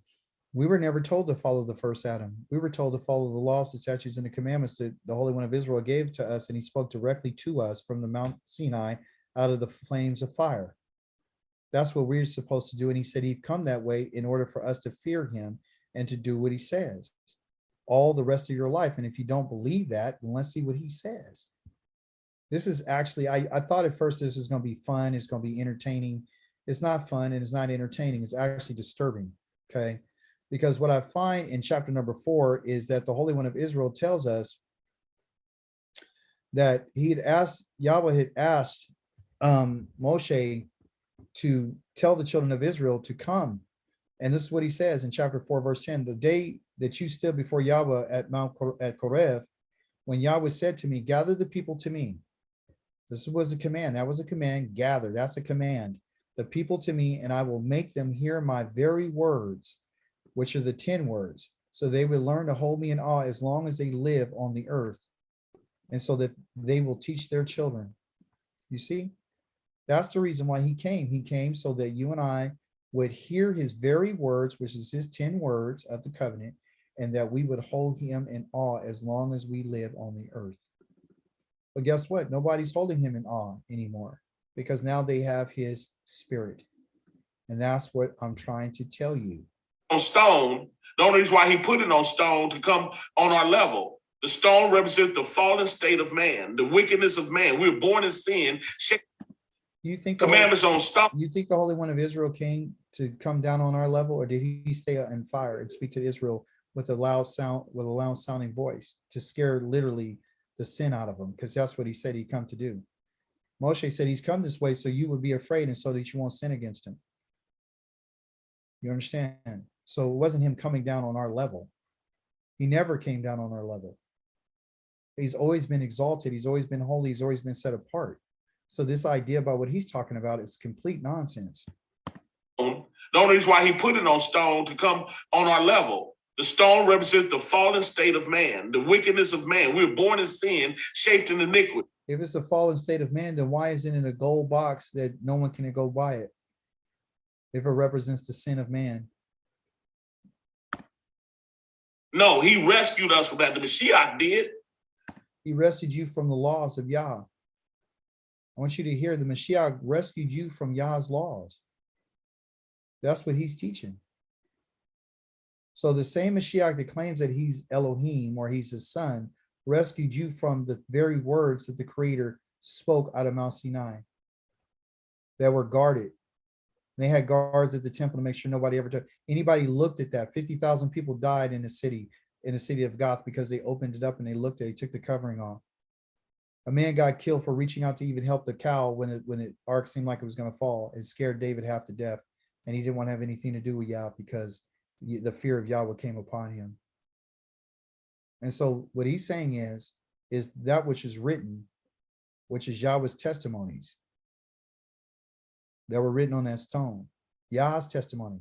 And what's written on that stone, by the way, is this. I'm going to read the first part to you in English. And so you would understand, okay? So you will get what was on that stone. Because a lot of times people say things and they really don't know what it says, okay? So I'm going to take you to it. There's two places you'll find it in Exodus chapter number 20. You'll find it in Deuteronomy chapter number 5. But if we go right here, the first word that was spoken, and it's called, then Elohim said all these words. These are the words talking about what he wrote on the two tablets. Okay, this is what he wrote, and this is what he spoke. He said this: I am Yahweh. This is Yohewaheh, not Adonai, your Elohim, who brought you out from the land of Mitzrayim, out of a boat of slavery. Okay, that's the first word that he said. Okay, that's the first word that he said. That's the first word that came out of his mouth. He introduces himself to Israel, okay, and tells them who he is. Now check this out. Now that you know that, I'm going to show you what it says in Hebrew, so you would really understand that you could get the real form of what was said. Okay, because he's just telling you that it's commandments and it was the flesh of man and all this other stuff, and it's not. It's not at all. Okay. These are the first words that he says. And he spoke Yahweh, Elohim, eth all the Hadavarim. So remember I told you, it's not commandments. In Hebrew, it's words. And these words called here is Davarim, Hadavarim. Okay, and the words that he spoke were 10. They're 10 words. Okay, and the words that he said, are they 10 exact, just only 10 words? They're 10 statements. The statements of the contract or the covenant, okay? The covenant, okay? That's what he says. Let me show you. The first line of statement that he said to Israel, which according to the teacher that you see there, is telling you that it's done away with. So let's see if this is done away with. The first line is Anoki Yahweh Eloheka. He introduces himself as I, Anoki, that's right, Yahweh, the Yohewaheh, that's his name, your Eloheka, Asher Hotzitika the Mim Mitzrayim. So if you could get rid of this is the reason why they want to get rid of it. Because if you could get rid of this, if you could get rid of the first line, I am saying Anoki Yahweh Eloheka Asher Hotzitika the Me'adretza Mitzrayim from the Mabeth of Avadim. If you could get rid of this first line here, then you get rid of the God who took them out from this place of slavery. And this identifies him, Yohewaheh, as our God. He's our Elohim. So if you get rid of the 10 words and you get rid of this statement of the contract, then he's no longer have to be your Elohim. This name is never mentioned in the New Testament. Not one time. Not one time. Oh, his name is Yeshua and his name is in there. It doesn't have Yohe-Wahe. Okay, it's not. And he didn't deliver anybody out of anywhere. So this is an identification mark to let you know who brought you out of this place of slavery and bondage. Why is this important? Because remember, it's connected to Shabbat. Secondly, it's not only connected to Shabbat, but it reminds you of what he did for you. So you won't get confused. So when he scatters us again to all the nations and we're in place of slavery, he says, then you'll know who I am. I'll show you who I am when I come and deliver you, so you won't get it twisted and think that somebody else is your God. You understand? So I don't want you to think that somebody else delivered you, because if they're going to deliver you, they're going to have to bring you out of somewhere like I did. I brought you out of the land of Mizraim. I keep saying it over and over again. Okay. Then he says on the second statement, Lo yiyeh lelakad de Elohim de akadrim de Allah de panai. That means that you shall not have and exist to you gods other than me before my face. You can't have nobody before my face. Okay. Then he says, not for you to make any carved image or any likeness of anything in heaven and above. So that's what is that, a law? Does this sound like a law to you? Anoki Yahweh Eloheka, they had a shed of the Hotzitika. Does that sound like a law to you? Does that sound like a commandment to you? It's not. It's a word. That's why he calls them that these are all the words. They're not commandments. If he wanted to say commandments, he would have said it's commandments. It's not a command. These are the statements of the covenant, of the contract. You understand? I'm letting you know I'm the one who brought you out of your slavery. Got it? That's why I had to show that to you. So every time he talks about the stone, these are the things that were written on the stone. These are the words that are written on the stone. The lakuth, okay? The lakoth, which are the two stones, okay? The avim. This is what it was written on, the lakoth, two of them, okay? So Yahweh wrote his own name on this stone, and he's telling you, I don't want to hear that. What does that have to do with us being sinful? Nothing. Did Yah deliver Israel out of Egypt when they were sinners? Yes. Did he deliver them out and they had idols in their hand? Yes. Did they have other gods that exist to them? Yes. Did they make images at that point? Yes, they did. Did they bow down to them and make carved images of things in the heavens and representations? Yes. Now, here's a killer. He says this. Verse number 6, just to let you know, which I don't think you would want to get rid of the words on the stone. Because on this one, it says, and why I say kased, I'm going to show mercy to the thousands of generations who love me and keep my commandments. Do you want to get rid of the stone that says this? Of course you do. Why? Because it says the lishmor, that means to guard my commandments. So the commandments are not in here. He's telling you that this is the contract. I'm going to love and have mercy and love and show mercy to the 1,000 generations of those, of the sons of those who love me. But those who hate me, I'm going to repay them to their face. That's why they want to get rid of these stones, because these stones tell you things. These stones tell you to honor your father and your mother. That's part of the contract. This stone tells you that you're not going to ever steal. When he uses the word you shall not, when you don't know the Hebrew language, you think this word right here just means not or low. It doesn't. This means absolutely forever. He's saying as long as we're in contract, you can never do these things. This is being in contract with me means forever. That means the name of Yahweh, your Elohim, you can't use in vain. Because if you do, if you misrepresent who I am, I'm not going to hold you guiltless. You think this one right here, where it talks about this in particular word here, says statement, not shall you say et the shame of Yahweh Eloheka the lasa. You really think, and it says in English, not shall you take the name of Yahweh your Elohim in vain? For not guiltless, I will hold Yahweh, the person who does that, who takes his name in vain.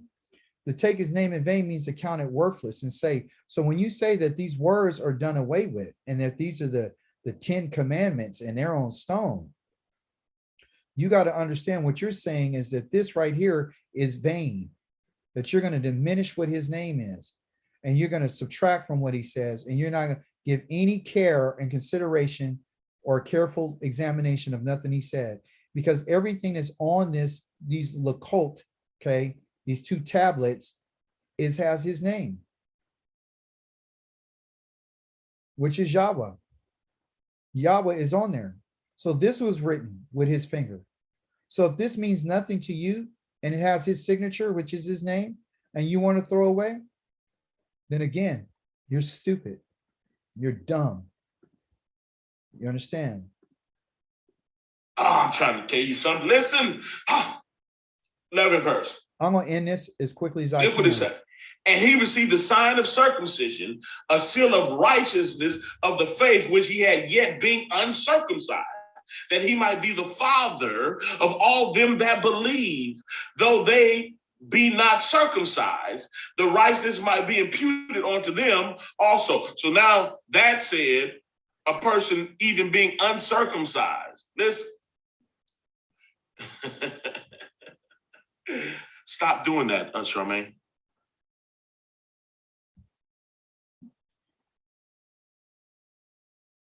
Please. 11th verse. And he received the sign of circumcision, a seal of righteousness of the faith, which he had yet being uncircumcised, that he might be the father of all them that believe, though they be not circumcised, that righteousness might be imputed unto them also. Listen, 12th verse. And the father of circumcision to them who are not of circumcision only, but who also walk in the steps of that faith of our father Abraham, which he had being yet uncircumcised. Y'all with me? 13th verse. For the promise that he should be the heir of the world was not to Abraham or to his seed through the law. Listen. But through the righteousness of faith. Did y'all hear that? We became heirs through believing Yah. So this is available for anybody. They don't have to be circumcised. All they got to do is believe. That's why Paul says that it doesn't matter if you're circumcised or uncircumcised. You don't remember him saying that in Corinthians 7:17? He said that. And this is what is being taught to our people. It doesn't matter what the hereditary rights are. But Yah says that a person who does get circumcised is one who bought with money, who belongs to Abraham. Ishmael was circumcised. But besides all that, I've already covered that. What I want to ask the question is this. Everything that he's talking about is everything that the Christians believe. They believe exactly the same thing he believes. Exactly. Okay, they believe in him being the father of the faithful. They believe in circumcision of the heart. They believe that they got the spirit. They believe all these things. And my question to you, my group of people that's listening, what has the world gotten better since these people believe what he believes? Has Israel been any better off since of what he's teaching? And if Yeshua did do any of the things that he said he did, how much better is Israel than they were today than they were back then? And the answer to that is they're not any better than they were back then. Actually, the world is even worse. So I don't get it. It's like a pipe dream. Okay. Everybody's trying to sell you something. It's over promising and under delivering. Okay. It's called a bait and switch. As long as you believe what I'm telling you, then it's good. You understand? So we've been on here long enough. I've wrecked this enough. I don't want to continue to just keep going because I could go all night. What I want to do is just put that out there to let you know that people are going to tell you what they want, and they're going to tell you what they believe. I'm not telling you to believe anything. I'm telling you to read, and I'm telling you to respect the Holy One of Israel and understand where you are right now and the position that you're in as one of his people. By birthright, you are into this family because of birthright. And if you could just look up circumcision, study it up for yourself. You'll find out that it's not true. about what these people are talking about. No one who's uncircumcised will ever enter the land of Israel again when Yah decides that they're going back. That's in Isaiah. I don't have time to go there. I could show it to you, and I will probably next time. So in this in particular version, I'll be doing this more often, and he's not the only person, so I don't want him to take it personal. Okay. I'm at war, and I've started a war, and this is not the only person I'm at war with. I'm at war with a lot of people. Okay. I'm at war with a lot of individuals, and I'm used to it. So you guys don't take it personal. Just understand it and do your best to read and stop being dumb and stop being stupid and start being a people who are intelligent and start studying for yourself. You should learn this language. If you don't know the Hebrew language, if you don't know how the grammar is, then you can believe anything anybody tells you. You're being dumb, really, to be honest with you. So you gotta get to know it. And the people that are in my class that are learning, I'm not calling you dumb, because you're making an effort to try to learn. If you have a desire to learn, that's fine. But for you to say, I'm not interested in it. If you're not interested in the grammar, at least the grammar, you're done. At least learn the grammar. At least learn what the stems are. If you learn that, that's fine. You don't have to speak it. You don't have to write it. You don't have to do any of that. But when you read the text, you want to be able to say, well, what kind of verb is this? What kind of action was this? Is it something? Because it makes a difference. It's 7 different ways. There's like 7 stems and 8 different types of conjugations, how things can be done. So you have to know these things. If you don't know them, you're just lost. So I want to put this video out. You guys can join my videos, get some comments. With that being said, I say shalom.